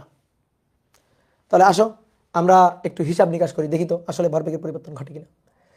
তাহলে এই টোটাল সিস্টেমের ভরবেগের পরিবর্তন ঘটবে না, টোটাল সিস্টেমের। তাহলে যখন ধাক্কা দিল, দেখো M1 গিয়ে M2 কে ধাক্কা দিল, M2 গিয়ে M2 আবার M1 কে বিপরীত প্রতিক্রিয়া বলে ধাক্কা দিল। তো আমরা এই F1 আর F2টা একটু বের করতে চাই। তাহলে একটা খুব ইম্পর্টেন্ট কথা শোনো, এটা তোমাকে কনসেপ্ট বা থিওরি পড়ানোর সময় আমি বলছিলাম, যার উপর বল প্রযুক্ত হবে ভরবেগের পরিবর্তন হবে তার। যার উপর বল প্রযুক্ত হবে ভরবেগের পরিবর্তন হবে তার। তাহলে দেখো তো M1 কর্তৃক M2 এর উপর প্রযুক্ত বল। ঠিক আছে, F1 এর পরিচয়টা কি? F1 এর পরিচয়টা হচ্ছে M1 দ্বারা M2 এর উপর প্রযুক্ত বল। দেখো কেউ লিখবা না, কিন্তু লিখবা না। তো প্রযুক্ত বল ভরবেগের পরিবর্তন, তাহলে M1 দ্বারা M2 এর উপর প্রযুক্ত বল, M1 দ্বারা M2 এর উপর প্রযুক্ত বল। তাহলে এই যে M1 এর ভরবেগের পরিবর্তন লিখে দিই, তাহলে F1 সমান সমান F1 সমান সমান, তাহলে M1 এর, দেখো M1 এই বস্তুটার আদি বেগ ছিল হচ্ছে U1, শেষ বেগ হচ্ছে V1। তাহলে আদি ভরবেগ, শেষ ভরবেগ কত? ভর আর বেগের গুণফল। বলো ভর আর বেগের গুণফল কত? আমি F1 বের করতেছি, তাহলে M1 এর জন্য কত? M1 V1 শেষ ভরবেগ মাইনাস আদি ভরবেগ কত? দেখো আদি ভরবেগ কত? আদি ভরবেগ হচ্ছে M1U1 ডিভাইডেড বাই টি। ঠিক একইভাবে F2 বের করবো, F2 কার জন্য? M2 এর জন্য। তাহলে M2 এর ভরবেগ, ভর আর বেগ, শেষ বেগ, তাহলে M2V2 মাইনাস আদি ভরবেগ ভর আর বেগের গুণফল, তাহলে minus M2U2 divided by T, কারণ এই ধাক্কাকালীন সময়টা বা সংঘর্ষকালীন সময়টা হচ্ছে টি। বুঝতে পারছো? বলো বলো বলো বলো বলো বুঝতে পারছো? F1 সমান সমান এইটা আর F2 সমান সমান এইটা হবে না। কে বলছে F1 সমান সমান এইটা? কে বলছে F2 সমান সমান এইটা? এই যে 9-10 এর গলত কনসেপ্ট আছে তোমার। তাহলে এবার শোনো আমার কথা, শোনো আমার কথা শোনো এবং ভালো করে বোঝো। F1 সমান সমান এটা না। এবার F1 এর পরিচয়টা জানো। F1 এর পরিচয়টা দেখো, ওই যে সুন্দর করে বাংলা কথা আমি লিখছি F1 এর পরিচয়। F1 এর পরিচয়টা হচ্ছে M1 কর্তৃক M2 এর উপর প্রযুক্ত বল প্রযুক্ত হবে, যার উপর ভরবেগের পরিবর্তন হবে তার। কথা একেবারে মগজে ঢুকায় না, মগজে। বস্তুর উপর, যে বস্তুর উপর বল প্রযুক্ত হবে, ভরবেগের পরিবর্তন হবে তার। M1 এর দ্বারা বলটা প্রযুক্ত M2 এর উপর। কার উপর? M2 এর উপর। তাহলে ভরবেগের পরিবর্তন হবে কার? M2 এর। M2 এর ভরবেগের। তাহলে F1 হচ্ছে M2 এর উপর প্রযুক্ত। তাহলে ভরবেগের পরিবর্তনের হার হবে M2 এর, ভরবেগের পরিবর্তন হবে M2 এর। F1 M2 এর উপর আর F2 M1 এর উপর। ভালো করে বুঝবা এই জিনিসটা। বুঝলা আমার কথা? বুঝলা? তাহলে F1 এর পরিচয় M1 দ্বারা M2 এর উপর প্রযুক্ত বল। তাহলে কার উপর? M2 এর উপর। তাহলে ভরবেগের পরিবর্তন নিতে হবে M2 এর। তাহলে M2 এর ভরবেগের পরিবর্তন দেখো, M2 এর শেষ বেগ V2, M2 এর আদি বেগ U2 ডিভাইডেড বাই পরিবর্তন বের করতে গেলে হার T দিয়ে ভাগ। এবার তাহলে দেখি তুমি কেমন বুঝলা F2 এর পরিচয়টা। দেখি F2 এর পরিচয় কেমন বুঝলা। F2 এর পরিচয় M2 দ্বারা M1 এর উপর প্রযুক্ত বল। M2 দ্বারা M1 এর উপর প্রযুক্ত বল। কার উপর? M1 এর উপর। যার উপর বল প্রযুক্ত হবে, ভরবেগের পরিবর্তন হবে তার। আমরা আগে উল্টা লিখে ফেলছিলাম, এটা M1 এর ভরবেগের পরিবর্তন হার। তাহলে M1 এর শেষ বেগ V1 মাইনাস আদি বেগ U1 divided by time T। Okay, এইবার ঠিক আছে। এইবার M1 এবং M2 এর পরিচয় এইবার লেখা ঠিক আছে। ওকে, ডান। তাহলে এবার আসো, ক্রিয়া এবং প্রতিক্রিয়া পরস্পর সমান ও বিপরীত। তাহলে F1 মাইনাস F2, F1 এই যে F1 M2 V2 minus U2 divided by T সমান সমান মাইনাস এটা। তাহলে M1 V1 minus U1 divided by T। তাহলে T আর T কাটাকাটি গেল। ঠিক আছে। অনেকে একটা জিনিস বলতে পারো, বা অনেকের কনফিউশন হয়, ভাই আপনি বললেন বাহ্যিক কোনো বল প্রযুক্ত হয়নি, তাহলে আবার ভরবেগের পরিবর্তন কেন বের করতেছেন? আমি কিন্তু এটা বলি না যে বাহ্যিক বল প্রযুক্ত হয়নি। আমি কথাটা পুরা করো, পুরা কথাটা বলো। ঠিক আছে। মানে ব্যাপারটা হয়ে গেছে এরকম, যেখানে ময়লা ফেলিবেন, না ফেলিলে 50 টাকা জরিমানা। তো তুমি মনে করো যে মানে ওই না ফেলিলে 50 টাকা জরিমানা পড়তেছো, কিন্তু এর আগে একটা কথা বলছি সেটা তুমি আর পড়তেছো না, মানে পুরো কথাটা পড়তেছো না। তাহলে পুরো কথাটা ভালো করে পড়তে হবে। পুরো কথাটা কি ছিল? ক্রিয়া প্রতিক্রিয়া ছাড়া অন্য কোনো বাহ্যিক বল ক্রিয়া করতে পারবে না। তাহলে ক্রিয়া প্রতিক্রিয়া ছাড়া অন্য কোনো বাহ্যিক বল ক্রিয়া করে না। এখানে ক্রিয়া আর প্রতিক্রিয়া আছে। তাহলে ক্রিয়া বলের জন্য ভরবেগের পরিবর্তন, প্রতিক্রিয়া বলের জন্য বস্তুর ভরবেগের পরিবর্তন, তাই না? তাহলে টি টি কাটাকাটি একটু ভেঙে দিই। M2 V2 minus M2 U2 minus M1 V1 minus মাইনাসে প্লাস M1 U1। এবার M2 U2টাকে ওই পাশে নিয়ে যাই। তাহলে অতএব M1 U1 plus M2 U2 আর M1 V1টাকে এই পাশে নিয়ে আসি। তাহলে M1 V1 plus M2 V2। দেখো তো কি হইল, দেখো তো এই জিনিসটা, এই লাইনটা পড়ো তো, দেখো তো কি হইল। আদি ভরবেগের সমষ্টি, বস্তু দুইটার আদি ভরবেগের সমষ্টি, আর বস্তু দুইটার শেষ ভরবেগের সমষ্টি না। M1 U1 plus M2 U2 আদি ভরবেগের সমষ্টি, M1 V1 plus M2 V2 শেষ ভরবেগের সমষ্টি। ওকে, তাহলে আদি ভরবেগের সমষ্টি, শেষ ভরবেগের সমষ্টি, এটা এটা summation of P initial, summation of P final. একটা বস্তু থাকলে তখন আমরা লিখতে পারি পি ইনিশিয়াল পি ফাইনাল। কিন্তু যদি অনেকগুলো বস্তু থাকে, অনেকগুলো বস্তু, তাহলে যতগুলো বস্তু সংঘর্ষ ধাক্কা এর আগে, সংঘর্ষ বা ধাক্কা এর আগে ভরবেগের সমষ্টি, সংঘর্ষ বা ধাক্কা বা বিস্ফোরণের পরে ভরবেগের সমষ্টি পরস্পর সমান সমান হবে। সংঘর্ষের আগে এবং পরে পরস্পর সমান সমান হবে। যদি তিনটা বস্তু হয়, তিনটা বস্তুর মধ্যে সংঘর্ষ হয়, তিনটা বস্তুর মধ্যে বিস্ফোরণ হয়, তাহলে M1 U1 plus M2 U2 plus M3 U3 equal to M1 V1 plus M2 V2 plus M3 V3 হবে। প্রুভড। তাহলে এই হচ্ছে আসল ডেরিভেশন। তোমাদের কিন্তু 9 10 একটু গলত ছিল, তাহলে মাথায় রাখিও। তাহলে চলো এবার আমরা কয়েকটা ম্যাথ প্রবলেম সলভ করি তো দেখি। তাহলে 3 নম্বর দেখো, 3 নম্বর আমি চিত্র এঁকে দিচ্ছি। একটা নৌকা, তোমরা 9 10 তো ম্যাথ করে আসছো শুধু ওই দুটো গাড়ির ধাক্কা, দুটো গাড়ি, একটা গাড়ি এত বেগে আসলো, একটা গাড়ি এত বেগে আসলো, পরস্পরের বিপরীত দিক থেকে আসলো, পরস্পর একই দিক থেকে আসলো, ধাক্কার পরে মিলিত হয়ে কত বেগে কোন দিকে যাবে। 9 10 সব ম্যাথেই। তাহলে এবার আসো দেখো একটু ভ্যারাইটির ম্যাথ করি। একটা নৌকা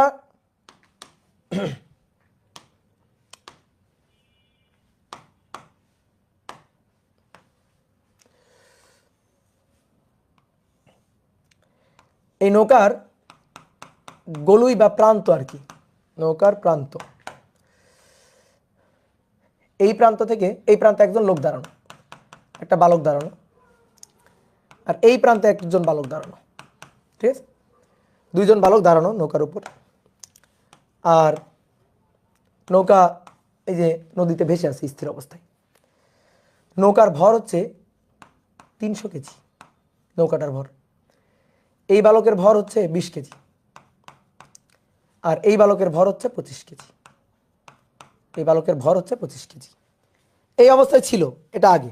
এবার কি বলছে যে এই নৌকার উপর, স্থির নৌকার উপর 20 কেজি ভরের বালক এবং 25 কেজি ভরের বালক ছিল, নৌকার ভর হচ্ছে 300 কেজি। এইবার এই 20 কেজি এবং 25 কেজি ভরের বালক, এই দুইজন বালক পরস্পরের বিপরীতে পরস্পরের বিপরীতে পরস্পরের বিপরীতে যথাক্রমে 3 ও 2 মিটার পার সেকেন্ড বেগে লাফ দেয়, পরস্পরের বিপরীতে। তাহলে এটা লাফ দেওয়ার আগের ঘটনা, হ্যাঁ, লাফ দেওয়ার আগের ঘটনা। এইবার আসো লাফ দেওয়ার পরের ঘটনা। এবার লাফ দেওয়ার পরের যে ঘটনাটা,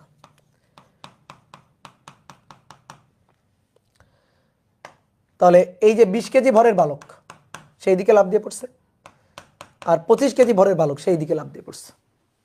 এই যে দুইজন বালক দুই দিকে লাফ দিয়ে পড়ছে।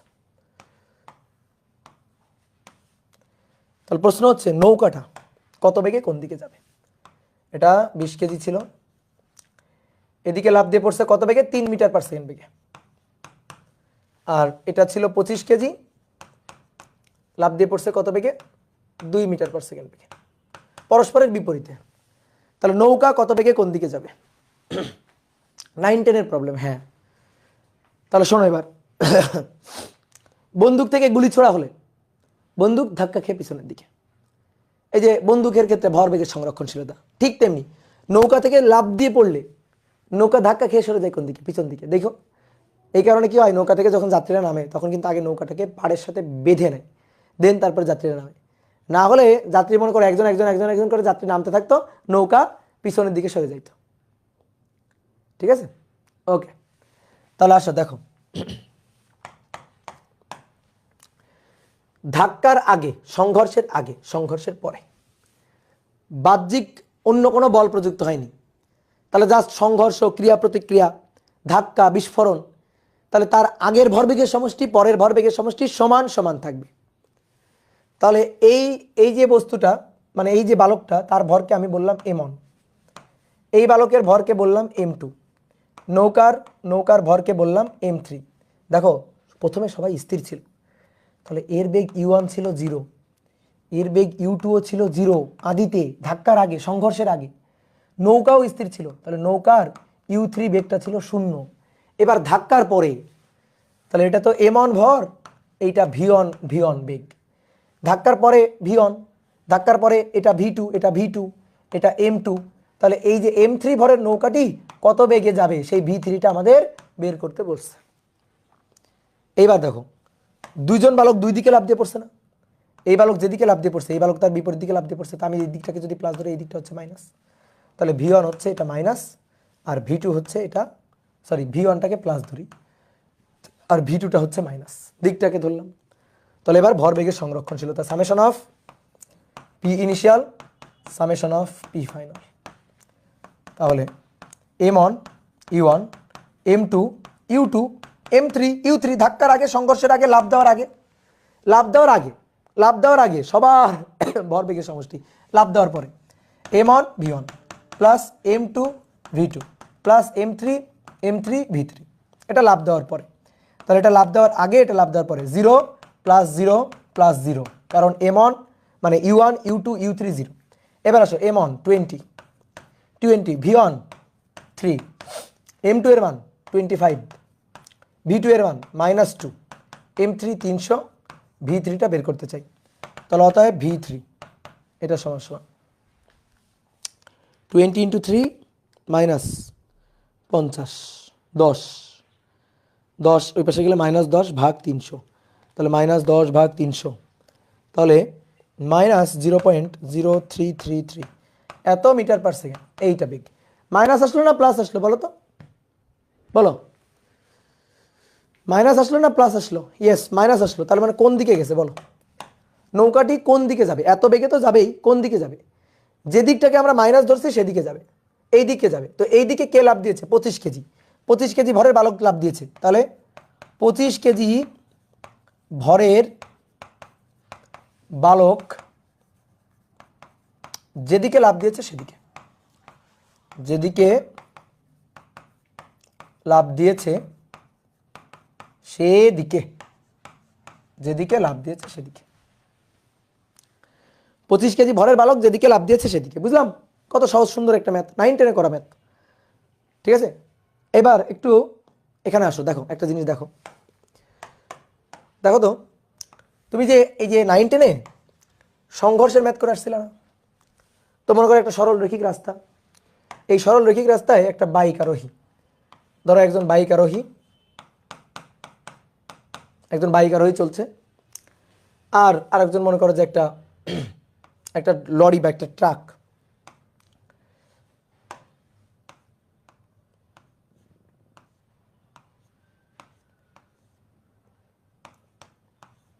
একটা ট্রাক আসতেছে। তো এবার প্রশ্ন হচ্ছে যে এই দুইটার মুখোমুখি সংঘর্ষ হইল, সংঘর্ষের পরে ধরো মিলিত হয়ে গেল। প্রশ্ন হচ্ছে মিলিত হয়ে তারা কোন দিকে যাবে? এটা নির্ধারণ করে কে? এটা নির্ধারণ করে কে? ধরো ভারী একটা ট্রাক, কম ভরের একটা মোটরসাইকেল, সংঘর্ষ হলো, সংঘর্ষের পরে মিলিত হয়ে গেল, কে কাকে ঠেলে নিয়ে যাবে? ট্রাক বাইককে ঠেলে নিয়ে যাবে, নাকি বাইক ট্রাককে ঠেলে নিয়ে যাবে মিলিত হয়ে? এটা নির্ধারণ করে কে?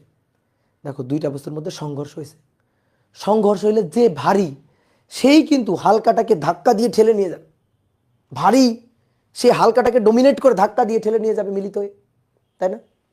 তাই না? নাকি যেটার বেগ বেশি সেইটা বাকিটাকে ধাক্কা দিয়ে নিয়ে চলে যাবে? বলো তো, তাহলে যেটার বেগ বেশি সে বাকিটাকে ধাক্কা নিয়ে যাবে, নাকি যেটার ভর বেশি সে বাকিটাকে ধাক্কা নিয়ে যাবে? উত্তর হচ্ছে যার বেগ বেশি সে ধাক্কা দিয়ে যাবে এমন কোনো কথা না, যার বেগ বেশি সে বাকিটাকে ধাক্কা, যার ভর বেশি সে বাকিটাকে ধাক্কা নিয়ে যাবে এমনও কোনো কথা নেই। তাহলে কে ডোমিনেট করবে? যার ভরবেগ বেশি, ভর এবং বেগের গুণফল যার বেশি। বুঝতে পারছো? ভর এবং বেগের গুণফল যার বেশি সে ডোমিনেট করবে। যেমন আমি একটা ম্যাথ যদি তোমার করাই, ধরো এই যে এদের মুখোমুখি সংঘর্ষ হইল, তো মনে করো এই বাইকের বেগ হচ্ছে 100 মিটার পার সেকেন্ড, বাইকের ভর হচ্ছে ধরো 200 কেজি, বাইকের ভর। এই ট্রাকের ভর হচ্ছে 400 কেজি, আর ট্রাকের বেগটা হচ্ছে ট্রাকের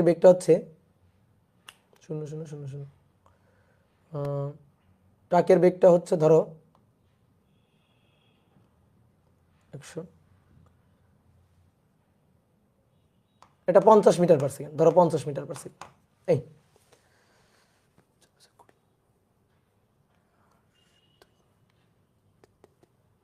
হ্যাঁ হলো, ধরো এরা মিলিত হয়ে গেল, তো মিলিত হয়ে কে কাকে কোন দিকে নিয়ে যাবে?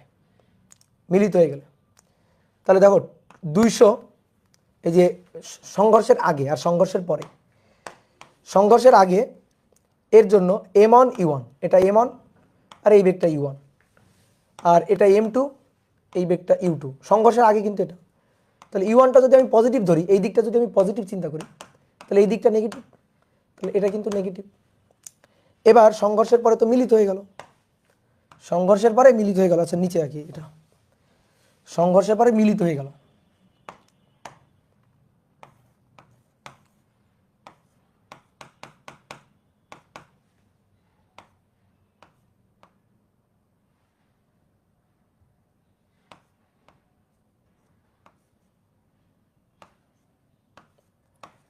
এই যে সংঘর্ষ হলো, সংঘর্ষের পরে মিলিত বস্তু হয়ে গেল।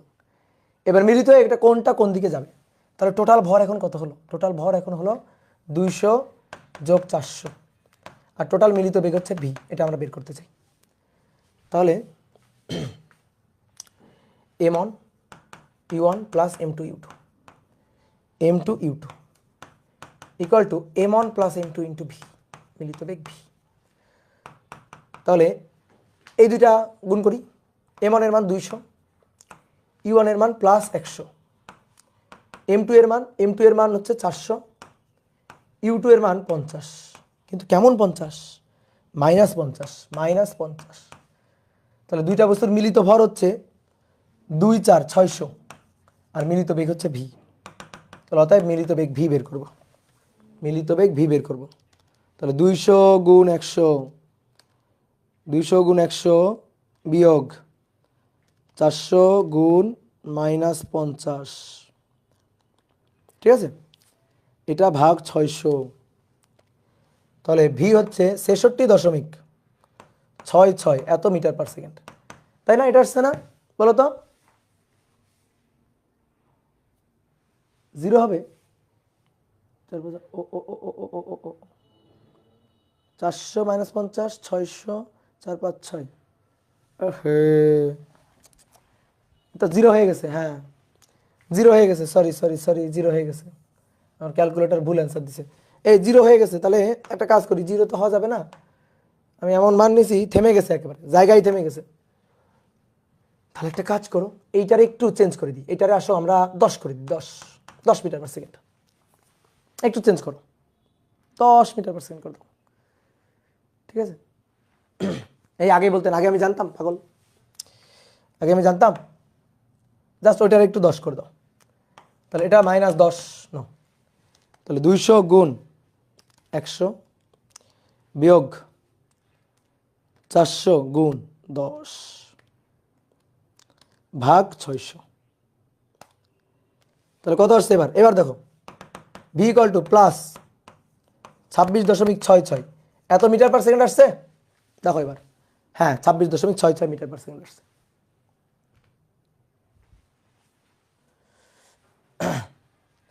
ভাইয়ের ক্যালকুলেটর আমার ধোকা দিয়ে দিল, হ্যাঁ ক্যালকুলেটর ধোকা দিয়ে দিল। এবার আসো, বেগের মানটা প্লাস আসছে, তাহলে কোন দিকে চলবে? যে দিকটাকে আমরা প্লাস ধরছিলাম এই দিকটা, অর্থাৎ বাইক যেদিকে যাচ্ছিল, বাইক যেদিকে যাচ্ছিল, বাইক যেদিকে যাচ্ছিল, ঠিক আছে, বাইক যেদিকে যাচ্ছিল। অনেকের কাছে মনে হতো ভাই বাইক তো হালকা, ট্রাক ওটা তো ভারী বেশি, হ্যাঁ এটা 200 এটা 400 দ্বিগুণ ভারী, কিন্তু ওর বেগের অবস্থা দেখছো 10, খুবই কম বেগ। আর এর বেগ দেখছো 100 মিটার পার সেকেন্ড, ধাক্কা দিয়ে মিলিত হয়ে ঠেলে নিয়ে চলে গেছে। তো এই হচ্ছে ঘটনা। এইবার আসো দেখো, কে কাকে ডোমিনেট করবে? যার ভর বেগ বেশি হবে সে যা চাইবে তাই হবে। কোন দিকে যাবে, ব্যাপারটা হচ্ছে কোন দিকে যাবে। ভর বেগ যার বেশি, যার ভর বেগ বেশি সে যা চাইবে তাই হবে। তাহলে এর ভর বেগ হচ্ছে 0.0002, তাহলে 2 এর পরে 4টা শূন্য, এর ভরবেগ, 2 এর পরে 1 2 3 4 4টা শূন্য, 20,000। এর ভরবেগ কত? এর ভরবেগ হচ্ছে 4 এর পরে 3টা শূন্য, 4 এর পরে 1 2 3টা শূন্য, বুঝলা? তাহলে এই দুইটার মধ্যে কার ভরবেগটা বেশি? এর ভরবেগ বেশি, তাহলে বাইকের ভরবেগ বেশি। এই দেখো বাইকের ভরবেগটা বেশি, তাহলে বাইক যা চাইবে তাই হবে, অর্থাৎ বাইক যেদিকে চলতেছিল সে বাকিটাকে ধরে ধাক্কা দিয়ে ঠেলে নিয়ে ওইদিকে চলে যাবে, সে যা চাইবে তাই হবে। ওকে, তাহলে এবার আসো তো এই ম্যাথটা ওই সেন্সে বলো তো দেখি। দেখো তো এই বালকটা লাভ দিছে এদিকে, 20 কেজি ভরের বালক 3 মিটার পার সেকেন্ড বেগে লাভ দিছে, তাহলে এর ভরবেগ কত? 20 কেজি, তাহলে 3 দুগুণে 6 60, এর ভরবেগ 60। 25 2, এর ভরবেগ 50, এর ভরবেগ 50। তাহলে কার ভরবেগ বেশি? ওর ভরবেগ বেশি, এর ভরবেগ তো 50, তাহলে 60 বেশি। তাহলে 60, এ যা চাইবে তাই হবে, এ যা চাইবে, এ যেদিকে লাভ দিছে সেই দিকে যাবে তা না। আমি কি বলছি? যা চাইবে তাই হবে, এ যা চাইছে তাই হবে। চিন্তা করো তো, ও কি চাইছে? ও চাইছে এইদিকে লাভ দিয়ে পড়ে, এইদিকে লাভ দিয়ে পড়ে নৌকাটাকে পিছনে ঠেলে দিতে, ও এটা চাইছে। আর এ চাইছে এদিকে লাভ দিয়ে পড়ে এদিকে লাভ দিলে নৌকাটা এদিকে পাঠাই দিবে, এইদিকে লাভ দিয়ে পড়লে নৌকাটা ঠেলে দিকে সরাই দিবে, এটা চাইছে। তাহলে কার ইচ্ছাটা পূরণ হবে? যার ভরবেগটা বেশি তার ইচ্ছাটাই পূরণ হবে। এর ভরবেগটা বেশি, এই কারণে এদিকে লাফ দিয়ে পড়লে নৌকাটা পিছন দিকে সরে যাবে, অর্থাৎ নৌকাটা এই দিকে চলে আসবে, অর্থাৎ মাইনাসের দিকে যাবে। দেখো মাইনাসের দিকে গেছে, বেগের মানটা মাইনাস হয়েছে। বুঝলা? তাহলে যার ভরবেগ বেশি সে যা চাইবে তাই হবে। বুঝলা? সে যা চাইবে তাই হবে। তাহলে এ যখন এদিকে লাফ দিয়ে পড়ছে, এর ভরবেগটা বেশি, তো এইদিকে লাফ দিয়ে পড়লে নৌকাটাকে পিছন দিকে পাঠিয়ে দিবে। কি ক্লিয়ার? নৌকাটাকে পিছন দিকে পাঠিয়ে দিবে। এই হচ্ছে কাহিনী। বুঝলা? মনে করো এরকম মোটু একটা লোক, এটা নৌকা, এই নৌকার উপর ধরো এটা মোটু একটা লোক, হ্যাঁ, সে এইদিকে লাফ দিয়ে পড়ছে, আর আমি আমার মতো পাতলা শুকনো একটা লোক, সে এইদিকে লাফ দিয়ে পড়ছে। তা আমি মনে করো বেশ ভালোই বেগে লাফ দিয়ে পড়ছি, আর এই মোটু লোকটা জাস্ট লাফ দিয়ে পড়ছে, জাস্ট কোনো মতে লাফ দিয়ে পড়ছে।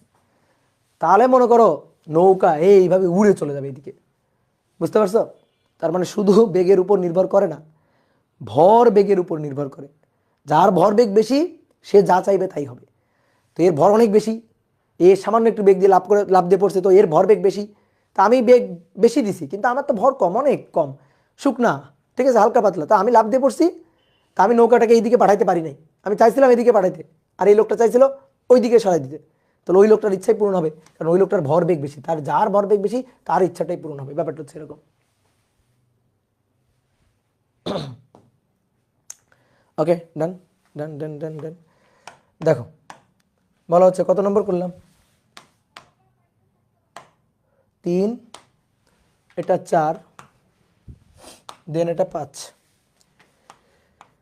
বলা হচ্ছে স্কেটিং জুতা পায়ে, স্কেটিং জুতা মানে ফ্রিকশন নেই, তলে ফ্রিকশন নেই, বুঝছো? স্কেটিং জুতা পায়ে দাঁড়ানো তোমার কাছে, দাঁড়ানো তোমার কাছে অয়ন, অয়ন নামে কেউ একজন, অয়ন 3.3 কেজি ভরের একটি বল ছোড়ে। আমি যেটা লিখতেছি এটা চোখ বন্ধ করে কল্পনা করো, কারণ একটা ম্যাথ পড়ে তোমার তো ম্যাথটা বাংলা কথা লেখা থাকবে, তো বাংলা কথাই লেখা থাকলে তোমরা না ম্যাথটা দৃশ্য গল্পটা কেমন এটা ভাবতে গিয়ে মনে করো যে উল্টাপাল্টা করে ফেলো। তো এই কারণে ভাবতে অনেকে ভাবতেও পারো না, তো এই কারণে ম্যাথটা পড়ে চোখ বন্ধ করে ভাববা, ম্যাথটা নিয়ে ভাববা, চিত্র ফুটাই তুলবা, চোখের সামনে ঘটনাটা ফুটাই তুলবা, ম্যাথ প্রবলেম সলভ হয়ে যাবে। তো বলা হচ্ছে স্কেটিং জুতা পায়ে দাঁড়ানো তোমার কাছে অয়ন 3.3 কেজি ভরের একটি বল ছোড়ে, বল ছোড়ে, তোমার ভর 48 কেজি। বলটি লোফার সাথে সাথে, বলটি লোফা, লোফা মানে লুফে নেওয়া আর কি, তাহলে বলটি লোফার সাথে সাথে তমা একই দিকে 0.32 মিটার পার সেকেন্ড বেগে গতিশীল হয়। এত বেগে গতিশীল হয়, গতিশীল হয়। তো বলটার বেগ কত, মানে বলটা যখন ক্যাচ ধরে তখন বলের বেগ কত? বলটা যখন তমা ক্যাচ ধরে, যখন বলটা লুফে নেয় তখন বলের বেগটা কত ছিল? ঠিক আছে, আসো তাহলে আমরা একটু চিত্র আঁকি। তোমাকে আঁকলেই হবে, তোমা বল ধরছে তো তোমাকে আঁকলে হবে, অয়নকে আঁকতে হবে না, শুধু বলটা আঁকলেই চলবে। ঠিক আছে, শুধু অয়নের ছোড়া বলটা আঁকলেই চলবে।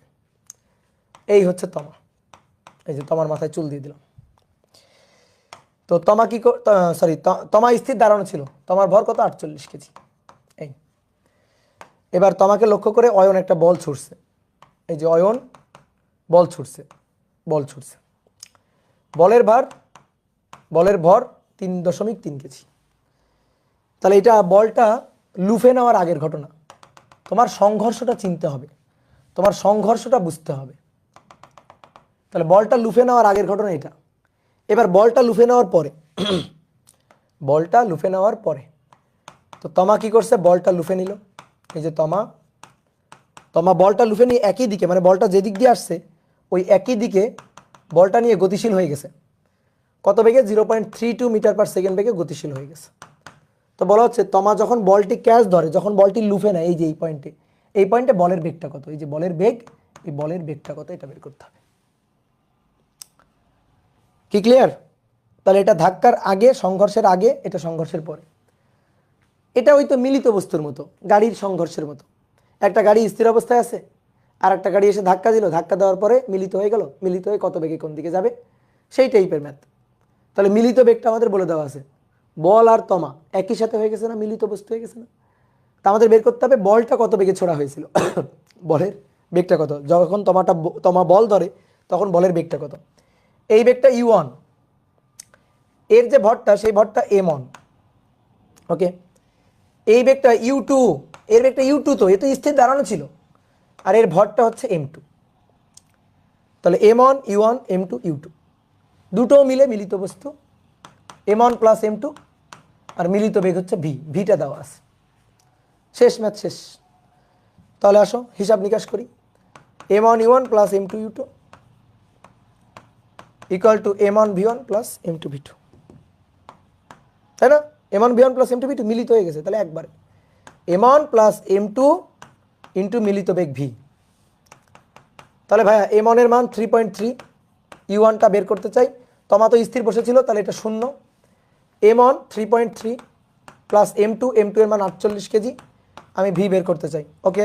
দেন এখান থেকে ভিটা, সরি ভিটা তো দেওয়া আছে, আমি u1টা বের করতে চাই, এটা 0.32, তাহলে অতএব v, অতএব বেগ v, রাইট, অতএব বেগ u1। তাহলে 3.3 যোগ 48 গুণ 0.32 ভাগ 3.3, তাহলে 4.97। তাহলে তোমার যখন বলটা ধরে তখন বলের বেগ ছিল এইটা, বুঝলা? 4.97, ইয়েস। সহজ না? বলো। 5 নম্বর গেল, এবার আসো 6 নম্বর। 6 নম্বর, ধরো তুমি একদিন সুন্দরবন ঘুরতে গেছো, সুন্দরবন ঘুরতে গেছো, ঘুরতে গিয়ে ধরো যে তোমার ইচ্ছা হয়েছে একটু বাঘ শিকার করবা, বাঘ শিকার করবা, বাঘ গুলি করবা। তো তুমি একটা বাঘের মানে সামনাসামনি হয়ে গেছো হঠাৎ করে, একটা বাঘ। তাহলে দেখো ভালো করে খেয়াল করো, আমি চিত্র আঁকতেছি, প্রশ্নটা লিখতেছি না। তাহলে তুমি একটা বাঘের সম্মুখীন হয়েছো, তাহলে তোমার সামনে একটা বাঘ, তো আমি বাঘটাকে আঁকতেছি। ধরো এইটা হচ্ছে বাঘ, এই বাঘটা তোমার দিকে ধেয়ে আসতেছে, বাঘটা, ঠিক আছে? এই যে বাঘ তোমার দিকে ধেয়ে আসছে, তো তুমি বাঘটাকে লক্ষ্য করে গুলি ছুটছো, তুমি বাঘটাকে লক্ষ্য করে বন্দুক থেকে গুলি ছুটতেছো, বন্দুক থেকে একটার পর একটা, একটার পর একটা গুলি ছুটতেছো, এভাবে গুলি ছুটতেছো তুমি বাঘটাকে লক্ষ্য করে, ওকে। এই বাঘের ভর, বাঘের ভর 40 কেজি, অনেক দিন খাইতে পায় না, খুবই ক্ষুধার্ত বাঘ। আর বাঘটা ধেয়ে আসতেছে 10 মিটার পার সেকেন্ড বেগে তোমার দিকে ধেয়ে আসতেছে, 10 মিটার পার সেকেন্ড বেগে তোমার দিকে ধেয়ে আসতেছে বাঘটা। তুমি কি করছো? তুমি কি করছো? তোমার কাছে রাইফেল আছে, বন্দুক আছে, তুমি বন্দুক থেকে গুলি ছোড়া শুরু করে দিছো। তো গুলিগুলার ভর, প্রত্যেকটা গুলির ভর 50 গ্রাম, এবং গুলিগুলা ছুটতেছো তুমি 800 মিটার পার সেকেন্ড বেগে গুলি ছুটতেছো। তো প্রশ্ন হচ্ছে, এইভাবে তুমি গুলি ছুড়ে বাঘটাকে, মানে কতগুলো গুলি ছুড়ে তুমি বাঘটাকে থামাতে পারবে? কতগুলো গুলি ছুড়ে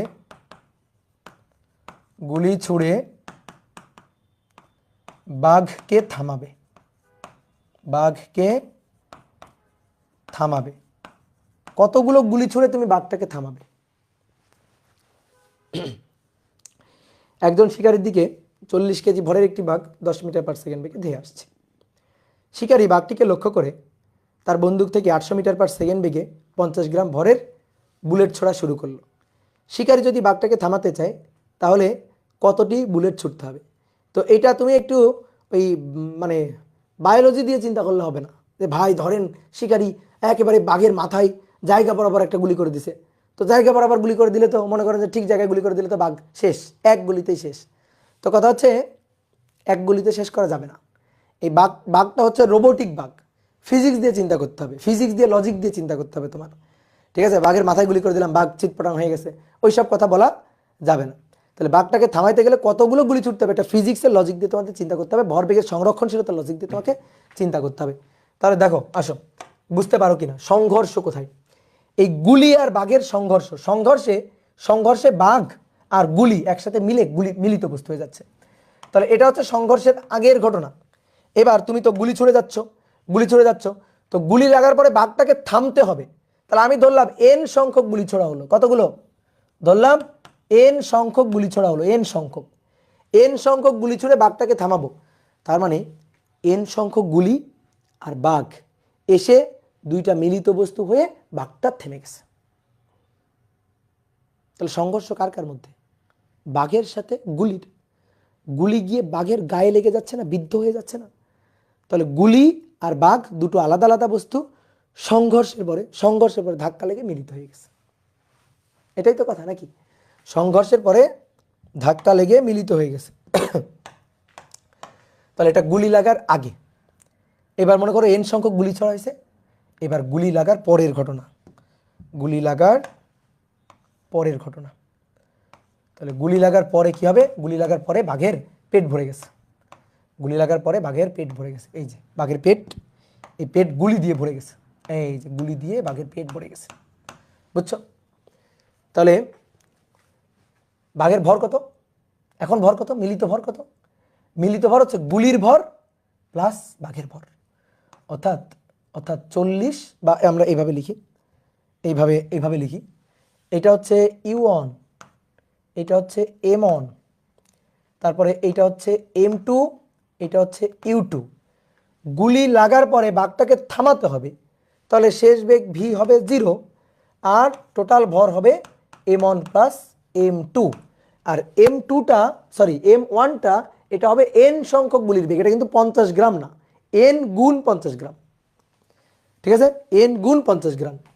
তাহলে M1U1 plus M2U2 equal to M1 plus M2 into ভাইয়া মিলিত বেগ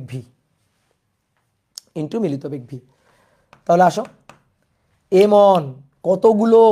N সংখ্যক, প্রত্যেকটা গুলির ভর কত? 50 গ্রাম। তাহলে N সংখ্যক 50 গ্রাম, 50 গুণ 10⁻³ U1 এর মান কত? 800। তাহলে আমি ধরি এই দিকটা প্লাস, সো এই দিকটা তাহলে মাইনাস, তাহলে 800 আগে মাইনাস, 800 আগে হ্যাঁ প্লাস। এবার M2 হচ্ছে 40 কেজি, 40 কেজি ভরের বাঘ এদিকে যাচ্ছে, তাহলে বাঘের বেগটা ঋণাত্মক দিকে, সো বাঘের বেগটা -10। এবার M1 প্লাস M2 হচ্ছে N 50 গুণ 10⁻³ প্লাস বাঘের ভর 40, এইটা মিলিত বেগ V থেমে যাবে, বাঘটা থেমে যাবে 0। তাহলে সবই জানি, শুধু জানি না এনের মান, এটা তো 0, এটা তো পুরোটাই 0। তাহলে অতএব N বের করব। N হচ্ছে 400 ভাগ 800 ভাগ 50 এক্সপোনেনশিয়াল ফাংশন -3। 10টি গুলি ছুটতে হবে, পরপর 10টি ঠাস ঠাস ঠাস ঠাস করে গুলি ছুড়ে দেবা, তাহলে বাঘটা থেমে যাবে। দেখো এইটা নর্মাল সেন্সে আরও একটা সহজ নিয়ম আমি করতে পারি, সেটা হচ্ছে চিন্তা করে দেখো, বোর্ডের দিকে তাকাতে হবে না, আমার দিকে দেখো, বাঘ আসতেছে, ওই দিক দিয়ে বাঘ আসতেছে, আমি বাঘটাকে থামাবো। তাহলে বাঘ যে ভরবেগ নিয়ে আসতেছে বাঘটা বিপরীত দিক থেকে আমাকে গুলি দিয়ে সেই সমপরিমাণ ভরবেগ দিয়ে হিট করতে হবে। তাহলে বাঘটা আসতেছে, বাঘের ভর আছে 40 কেজি, বাঘের বেগ আছে 10 মিটার/সেকেন্ড, তাহলে বাঘের ভরবেগ 400 কেজি মিটার/সেকেন্ড, এটা হচ্ছে বাঘের ভরবেগ। তাহলে বাঘের ওই ভরবেগটাকে শূন্য করে দিতে হবে। তাহলে আমাদের কি করতে হবে? আমার বাঘের বেগকে যদি শূন্য করতে হয়, তাহলে বাঘের ভরবেগের সমপরিমাণ ভরবেগ গুলি করে বিপরীত দিক থেকে দিতে হবে। কি ক্লিয়ার? তাহলে বাঘের ভর, বাঘের বেগ সমান সমান সমপরিমাণ ভরবেগ গুলি করে দিতে হবে। তো সমপরিমাণ ভরবেগ গুলি করলাম 50 গ্রাম, তাহলে 50 গুণ 10⁻³ 50, দেখো 50 গুণ 10⁻³ 50 গুণ 10⁻³ গুণ 800 দেখো কোনোদিন সমান সমান হয় না, অর্থাৎ একটা গুলি ছুড়ে বাঘকে থামানো যাবে না, তাহলে N সংখ্যক গুলি ছুটতে হবে, তাহলে গুণ N, এই যে গুণ N। তাহলে সবই জানি না এন এর মানটা বের করো, দেখো এন এর মান 10টি, এন এর মান বের করলে দেখবা এন এর মান আসবে 10টি, বুঝলা?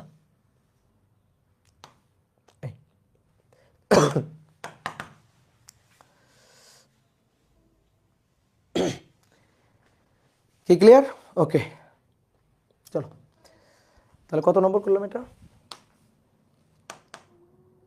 6 নম্বর না? 6 7। দেখো 7 নম্বর খুবই খুবই খুবই খুবই ইম্পর্টেন্ট একটা ম্যাথ। একটা গাছ, লম্বা একটা গাছ, এরকম লম্বা একটা গাছ। এই গাছের মগ ডালে, এই যে মগ ডাল, এই মগ ডালে একটা পাখি বসা ছিল। গাছের ডালের এখানে একটা পাখি বসা ছিল, এই যে ডালে এখানে একটা পাখি বসা ছিল।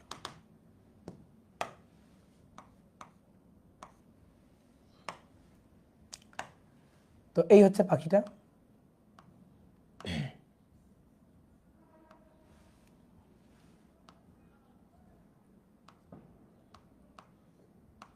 ধরো এই যে পাখিটা বসা ছিল, এই ঠিক আছে, ডালে ওখানে একটা পাখি বসা ছিল। পাখিটার ভর 1.975 কেজি। এটা হচ্ছে পাখিটার ভর। পাখি কিন্তু স্থির বসা ছিল। এবার তুমি মনে করো গাছে উঠে, এখানে পাশে একটা গাছ টাছ কিছু একটা আছে, তুমি গাছে উঠছো, বা একটা বিল্ডিং আছে, সেই বিল্ডিংয়ের ছাদ থেকে তুমি পাখিটাকে লক্ষ্য করে অনুভূমিকভাবে গুলি ছুড়ে দিছো। পাখিটাকে লক্ষ্য করে অনুভূমিকভাবে গুলি ছুড়ে দিছো, এখান থেকে অনুভূমিকভাবে গুলি ছুড়ে দিছো। তাহলে যে গুলি ছুড়ছো সেই গুলির ভর 0.025 কেজি। এটা হচ্ছে গুলির ভর। গুলির বেগ 400 মিটার পার সেকেন্ড। তাহলে কি দাঁড়াইলো? যে একটা পাখি গাছের ডালে বসে আছে, স্থির পাখি, 1.975 কেজি ভরের পাখি, পাখিটাকে লক্ষ্য করে তুমি 400 মিটার পার সেকেন্ড বেগে 0.025 কেজি ভরের একটা বুলেট ছুটছো। আর গাছের উচ্চতা ছিল হচ্ছে 313.6 মিটার। এটা ছিল গাছের উচ্চতা। এই হচ্ছে উদ্দীপকের কথাবার্তা, আমি চিত্র আঁকলাম। এইবার মূল কথা বলা হচ্ছে, গুলি লাগার পরে অনুভূমিকভাবে গুলি করা হয়েছে। অনুভূমিকভাবে গুলি করা হলো, খুব ইম্পর্টেন্ট কথা এটা। অনুভূমিক ভাবে গুলি করা হলো, অনুভূমিকভাবে গুলি করা হলো। ফলে বুলেটটি পাখির পেটের মধ্যেই থেকে যায়। পাখির পেটের মধ্যে থেকে যায়, পেটের মধ্যেই থেকে যায়। তাহলে বলা হচ্ছে যে গাছের গোড়া থেকে কত দূরে গিয়ে পড়বে, কত অনুভূমিক দূরে গিয়ে পাখিটা পড়বে, কত অনুভূমিক দূরে গিয়ে পড়বে, দূরে গিয়ে গুলিবিদ্ধ পাখিটি পড়বে, পাখিটি পড়বে। দেখো কত অমানবিক একটা ম্যাথ করতে হচ্ছে, ঠিক আছে? এই হচ্ছে প্রশ্ন। তাহলে আসো উদ্দীপকটা বলি আরেকবার নাকি। একটা গাছের ডালে পাখি বসা ছিল, পাখির ভর 1.975 কেজি। পাখিটাকে লক্ষ্য করে 400 মিটার পার সেকেন্ড বেগে গুলি করা হলো। অনুভূমিকভাবে গুলি করা হয়েছে, গুলির বেগ 0.025 কেজি। গাছের উচ্চতা হচ্ছে 313.6 মিটার। এটা গাছের উচ্চতা দেওয়া আছে, তাই তো? এবার বলা হচ্ছে যে গুলি করা হলে, অনুভূমিকভাবে গুলি করা হলে গুলিটা পাখির পেটের মধ্যে থেকে যায়, অর্থাৎ গুলিটা বিদ্ধ হয়ে পাখির পেট ফুঁড়ে বাইরে বের হয়ে যায় না। তার মানে কিসের ইঙ্গিত দিল বলো তো? কিসের ইঙ্গিত দিল একটু চিন্তা করো তো। গুলিটা পাখির পেটের মধ্যে থেকে যায়, তার মানে মিলিত বস্তু হয়ে যায়, সংঘর্ষের পরে মিলিত বস্তু হয়ে যায়। কি ক্লিয়ার? এখন বলছে পাখিটা, গুলিবিদ্ধ পাখিটা, সেটা গাছের গোড়া থেকে কত অনুভূমিক দূরে গিয়ে পড়বে, কত অনুভূমিক দূরে গিয়ে পড়বে, কোথায় গিয়ে পড়বে? তো প্রথমে এই কত অনুভূমিক দূরে গিয়ে পড়বে এটা বাদ দাও। দুটো কনসেপ্টকে মিলানো হয়েছে, একটা হচ্ছে ভরবেগের সংরক্ষণশীলতা আর একটা হচ্ছে প্রজেক্টাইল মোশন। দুইটা কনসেপ্টকে একসাথে মিশানো হয়েছে। তাহলে আসো দেখো, গুলি করা হলো, এইভাবে গুলি করা হলো, গুলিটা এসে পাখির পেটের মধ্যে থেকে গেল। এই যে গুলিটা পাখির পেটের মধ্যে থেকে গেল, এই তাহলে যখনই গুলিটা পাখির পেটের মধ্যে থেকে গেছে, তখন দেখো তো গুলি সহ গুলিবিদ্ধ পাখিটার, গুলি সহ পাখির মিলিত বেগ এটা না? গুলি সহ পাখির মিলিত বেগ এটা, এই যে অনুভূমিক বেগ। কেন অনুভূমিক বেগ বলছেই তো, অনুভূমিকভাবে গুলি করা হলো। তাহলে গুলিবিদ্ধ পাখির মিলিত বেগ হচ্ছে এইটা হচ্ছে গুলিবিদ্ধ পাখির মিলিত বেগ। মিলিত বেগটা হচ্ছে ইউ। ওকে, মিলিত বেগটা হচ্ছে ইউ। তাহলে এই ইউ বেগ নিয়ে আজীবন এভাবে চলে যাবে? জীবনেও না। ইউ বেগ নিয়ে একটু পরে প্রজেক্টাইল হয়ে নিচে পড়বে, ঠিক আছে, প্রাসের গতি হয়ে নিচে পড়বে, বুঝলা? তো আমরা প্রাসের গতিতে পরে যাচ্ছি। আগে তুমি আমাকে বলো ইউটা কত, মিলিত বেগটা কত? মিলিত বেগ দেখো, গুলির ভর m1, গুলির ভর তো নিচে, গুলির ভর m1, গুলির বেগ u1, পাখির ভর m2, পাখি স্থির বসা ছিল, তাহলে পাখির বেগ u2 0, পাখি তো স্থির বসা ছিল। এবার মিলিত হয়ে যাওয়ার পরে মিলিত ভর m1 প্লাস m2 এবং মিলিত বেগ হচ্ছে u, এবং মিলিত বেগটা হচ্ছে u। তাহলে এবার আসো, এইভাবে গিয়ে নিচে পড়বে না? বলো, এইভাবে গিয়ে নিচে পড়বে না? পাখিটা এইভাবে, গুলিবিদ্ধ পাখিটা এইভাবে গিয়ে নিচে পড়বে। তাহলে অনুভূমিকভাবে এই বেগটা অনুভূমিক বেগ, অনুভূমিকভাবে গুলি করা হয়েছে, গুলিবিদ্ধ পাখির বেগটা অনুভূমিক। আচ্ছা, অনুভূমিক যদি হয় তাহলে অনুভূমিকের সাথে নিক্ষেপ কোণ 0 ডিগ্রি না? 0 ডিগ্রি কোণে নিক্ষিপ্ত প্রাস, সবচেয়ে সহজ প্রাস। প্রজেক্টাইল মোশন আশা করি তোমরা জানো, প্রাসের গতি পড়ছো। এইখান থেকে যদি এখানে এসে পড়ে তাহলে অনুভূমিকভাবে অতিক্রান্ত দূরত্ব এইটা হচ্ছে x, আর উলম্বভাবে অতিক্রান্ত দূরত্ব এইটা হচ্ছে y। আমি ধরে নিচ্ছি তুমি প্রাসের গতি জানো, ঠিক আছে? তাহলে আমাদের কাজ হচ্ছে প্রথমে ইউ বের করা, ইউটা বের করা, তারপরে y দেওয়া আছে, দেন কোনো না কোনোভাবে x বের করা, এটাই আমাদের টার্গেট। ভরবেগের সংরক্ষণশীলতার সাথে একটু প্রাসের গতি মিশায় খিচুড়ি রান্না করা হয়েছে, আর কিছুই না। তাহলে দেখো তো, আগে আমরা ইউটা, মিলিত বেগটা বের করতে পারি কিনা? তাহলে m1 u1 plus m2 u2 equal to m1 v1 plus m2 v2, ঠিক আছে? m1 v1 plus m2 v2, কিন্তু মিলিত বেগ m1 প্লাস m2 ইন্টু মিলিত বেগ v। নর্মালি মিলিত বেগ তো আমরা v দিই, কিন্তু এখানে মিলিত বেগটাকে u দিয়ে লিখছি, সো ইউ দিলাম, কোনো সমস্যা নেই। m1 0.025, u1 400, m2 1.975, u2 0, m1 plus m2 এই দুইটা যোগ করে দাও, 1.975 প্লাস 0.025, এই যে বেগ ইউ। তাহলে অতএব বেগ ইউটা বের করব, 0.025 ইন্টু 400 যোগ 1.97, ও এটা তো 0, সরি, ভাগ 1.975 প্লাস 0.025, তাহলে বেগের মান 5 মিটার পার সেকেন্ড। দেখো এই যে, এইবার প্রজেক্টাইল মোশন ভুলে যাও, এবার প্রজেক্টাইল মোশন, ইউ এর মান বের করা হয়েছে, ওকে, এবার প্রজেক্টাইল মোশন অর্থাৎ প্রাসের গতির ম্যাথ। তাহলে প্রজেক্টাইল মোশনের ম্যাথ আমরা কিভাবে করি বলো? এক্স বের করতে হবে, এক্স বের করতে গেলে আমাদের লাগবে ইউ কস থেটা টি, এটা হচ্ছে সূত্র। তো কস তো 0, তার মানে U T, cos 0t, that means U T. কিন্তু ইউ জানি, টি তো জানি না, ইউ এর মান 5 জানি, কিন্তু টি তো জানি না, তাহলে টি এর মানটা দরকার। ওকে, গুড, বুঝলাম, টি এর মানটা দরকার। তো চলো টি এর মানটা বের করবো। কেমনে টি এর মানটা বের করবো? কিভাবে টি এর মানটা বের করবো? ওয়াই দেওয়া আছে, তাহলে Y equal to U sine 0 মানে 0, তারপরে হাফ জিটি স্কোয়ার, ঠিক আছে? অনুভূমিকভাবে নিক্ষিপ্ত প্রাসের ক্ষেত্রে এটা একটা মানে আত্মার সাথে মিশে থাকা সূত্র, এবং মনে করো অন্যান্য অধ্যায়ের জন্য সবচেয়ে বেশি লাগে এটা, কারণ এটা সহজ টাইপ। তো তাহলে অন্যান্য কোনো লজিক যদি এর সাথে মিশাই, তো যাতে ম্যাথটা কঠিন না হয়। 313.6, তাহলে 313.6 হাফ জি মানে 4.9 এবং টি স্কোয়ার, দেন এখান থেকে টি এর মান পাবো, 313.6 ভাগ 4.9 রুট, এবার অ্যান্সার 8 সেকেন্ড। বা সুন্দর উত্তর আসতেছে তো। তাহলে এখানে এবার টি এর মানটা নিয়ে বসাই দিবা 8। তাহলে গাছের গোড়া থেকে অনুভূমিকভাবে 40 মিটার দূরে গিয়ে পাখি, গুলিবিদ্ধ পাখিটা পড়বে। এই বুঝছো? বলো বাঁচতে পেরেছ কিনা? জি, ঠিক আছে।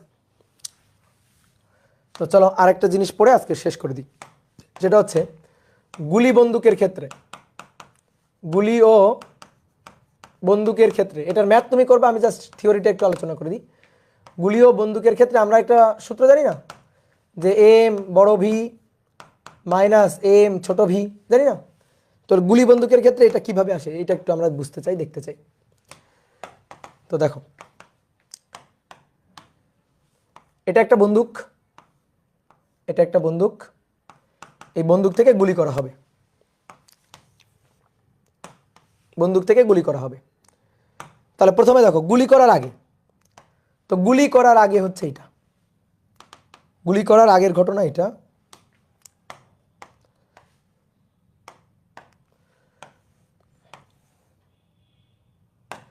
এটা গুলি করার আগের ঘটনা, গুলি করার ঘটনা আগের ঘটনা এটা। তাহলে গুলিটাই হচ্ছে সংঘর্ষ। তাহলে গুলি করার আগে,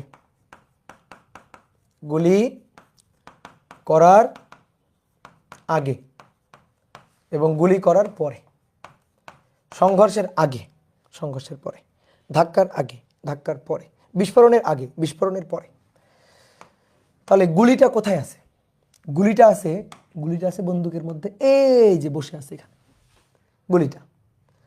তাহলে দেখো বন্দুকের ভর, বন্দুকের যে ভরটা এইটাকে আমরা বললাম m1, বন্দুকের যে বেগটা, আদি যে বেগটা, এটাকে আমরা বললাম e1।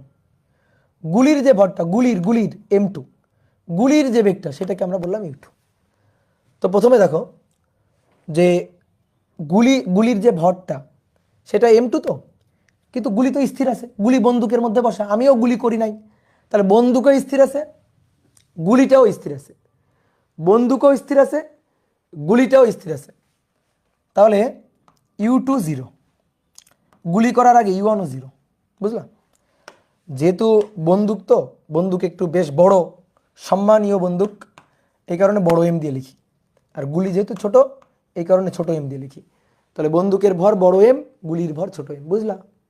এইবার টিগার চাপ দিয়ে ঠাস করে একটা গুলি করে দিছ, গুলি বের হয়ে চলে গেছে, গুলি বের হয়ে চলে গেছে। তাহলে এই হচ্ছে গুলি, এই যে গুলিটা বের হয়ে চলে গেছে। কত বেগে গেল গুলিটা, কত বেগে গেল গুলিটা, কত বেগে বের হলো? গুলিটার যে বেগটা, এই যে বেগটা, এই বেগটা হচ্ছে গুলির গুলাকে কি ধরছিলাম 2, তাহলে এটা হচ্ছে v2, এই v2টা হচ্ছে v, ওকে ঠিক আছে, গুলির ভর m2। এবার বন্দুক, তো বন্দুকের ভর m1, তাহলে বন্দুকের যে বেগটা সেই বেগটা হচ্ছে v1। আমি বন্দুকের বেগটা চাই, গুলির বেগ যদি v হয় তাহলে বন্দুকের বেগ v1টা কত হবে?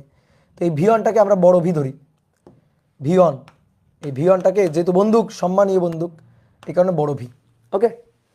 তাহলে এটা গুলি করার আগে, গুলি করার পরে, এবার আগে পরে, এবার ভরবেগের সংরক্ষণশীলতা খাটাবো, m1 e1 m2 u2, মূল সূত্র আসলে এটা, m1 v1 m2 v2, m2 v2। তাহলে গুলি করার আগে গুলিটা বন্দুকের মধ্যে বসা ছিল, বন্দুকের বেগও 0 ছিল, গুলির বেগও 0 ছিল। গুলি যখন সেই করে ভি বেগে বের হয়ে গেছে, v2 বেগে বের হয়ে গেছে, বন্দুক ধাক্কা খেয়ে v1 বেগে অর্থাৎ বড় ভি বেগে পিছন দিকে চলে আসবে। দেখি তো পিছনের দিকে আসে কিনা। তাহলে এটা 0, এটা 0, কারণ u1 u2 0। এবার m1 এর মান বড় m, আর v1 এর মান বড় v, m2 এর মান ছোট m, m2 এর মানে যে ছোট m, আর v2 এর মান, v2 এর মান, v2 এর মান ছোট v, এটা প্লাস। এবার নিয়ে আসো, একটা এই পাশে নিয়ে আসো। অতএব দেখো m বড় v সমান সমান মাইনাস m ছোট v। এই জিনিসটা আসলে কি নির্দেশ করে? নির্দেশ করে, মাইনাসটা কি নির্দেশ করে বলো? মাইনাসটা কি নির্দেশ করে? মাইনাসটা নির্দেশ করে দিক বিপরীত। ওই যে একটা বাঘের ম্যাথ করলাম না, বাঘের ম্যাথটা করলাম না, বললাম না যে বাঘ ধেয়ে আসতেছে, বাঘটাকে থামাইতে গেলে তোমার কতগুলো গুলি ছড়া লাগবে। তো ওখানে একটা শর্টকাট টেকনিক দেখালাম না, যে বাঘের ভরবেগের সমপরিমাণ ভরবেগ বিপরীত দিক থেকে দিতে হবে। ঠিক তেমনিভাবে একটা গুলি বন্দুক থেকে সাই করে বের হয়ে গেছে, তাহলে বন্দুক থেকে গুলিটা যে ভরবেগে বের হয়ে গেছে, বন্দুকও সেই সমপরিমাণ ভরবেগে বিপরীত দিকে ধাক্কা খাবে। তাই হয়েছে, গুলির ভরবেগ mv, বন্দুকের ভরবেগ বড় m বড় v গুণফল। তাহলে মাইনাসটা নির্দেশ করতেছে গুলির ভরবেগের পরিবর্তন যেদিকে ঘটছে, গুলির ভরবেগে যেদিকে, বন্দুক তার বিপরীত দিকে, গুলির বেগটা যেদিকে, বন্দুকের বেগটা তার বিপরীত দিকে। তাহলে এই মাইনাসটা মিন করতেছে দিকটা পরস্পরের বিপরীত। তাহলে অনেক পড়ে ফেলছি, 13টা স্লাইড পড়ে ফেলছি, 13টা স্লাইড পড়ে ফেলছি, বাহ এত কিছু পড়ে ফেলছি। 1 2 3 4 5 6 6 7 নৌকা, এটা এটা এটা বাঘের ম্যাথ করছি, প্লাসের ম্যাথ করছি, গুলির ম্যাথ, ওকে। তাহলে আজকে এই পর্যন্ত। নেক্সট দিন আমরা ভরবেগের সংরক্ষণশীলতার আরও অনেকগুলো ম্যাথ নিয়ে হাজির হবো এবং সেই ম্যাথগুলো 3-4 নিয়মে করব। তো সেইগুলো কিন্তু পারতে হবে তোমাদের। বাই।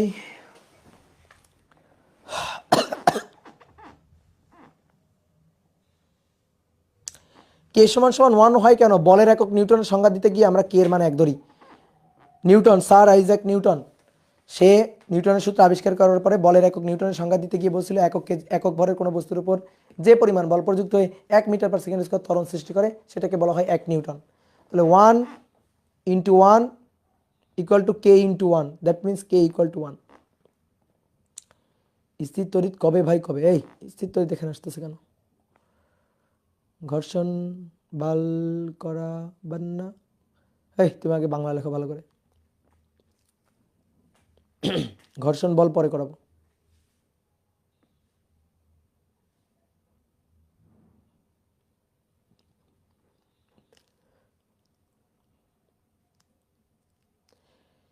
ভাই মেগা এক্সামে ডিফিকাল্ট ইন্টিগ্রেশন থাকবে। এই মেগা এক্সামে কি থাকবে না থাকবে আমি জানি না রে।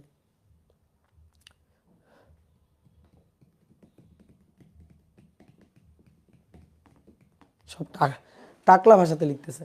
এই ভালো বাংলা ভাষায় লিখো, এরকম টাকলা ভাষায় লিখেও না।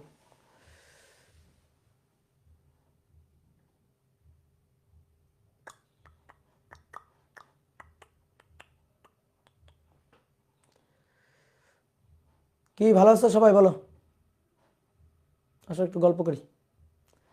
স্যার আপনার ঠান্ডা লাগে না? লাগে তো, এই যে আমি হুডি পরে আছি তো, এই যে দেখো হুডি পরে আছি তো, এই যে দেখো হুডি পরে আছি, কই দেখা যাচ্ছে না? না এই যে, এই যে দেখো হুডি পরে আছি।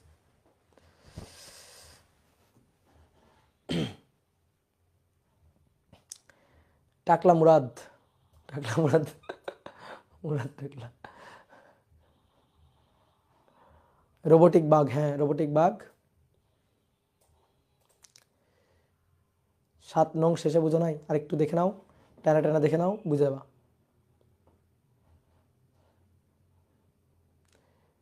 নূর আলম, নূর আলম প্রিন্স, এই তো এফবিতে আসছি তো, এফবিতে আসছি তো। আমাদের এই অধ্যায়টা প্রথম ক্লাসে জড়তার ভ্রমক পড়াইছে কলেজে। এই কথা বলিও না, এই লজ্জার কথা বলিও না, কলেজে কি পড়াইছে এটা বলিও না। হ্যাঁ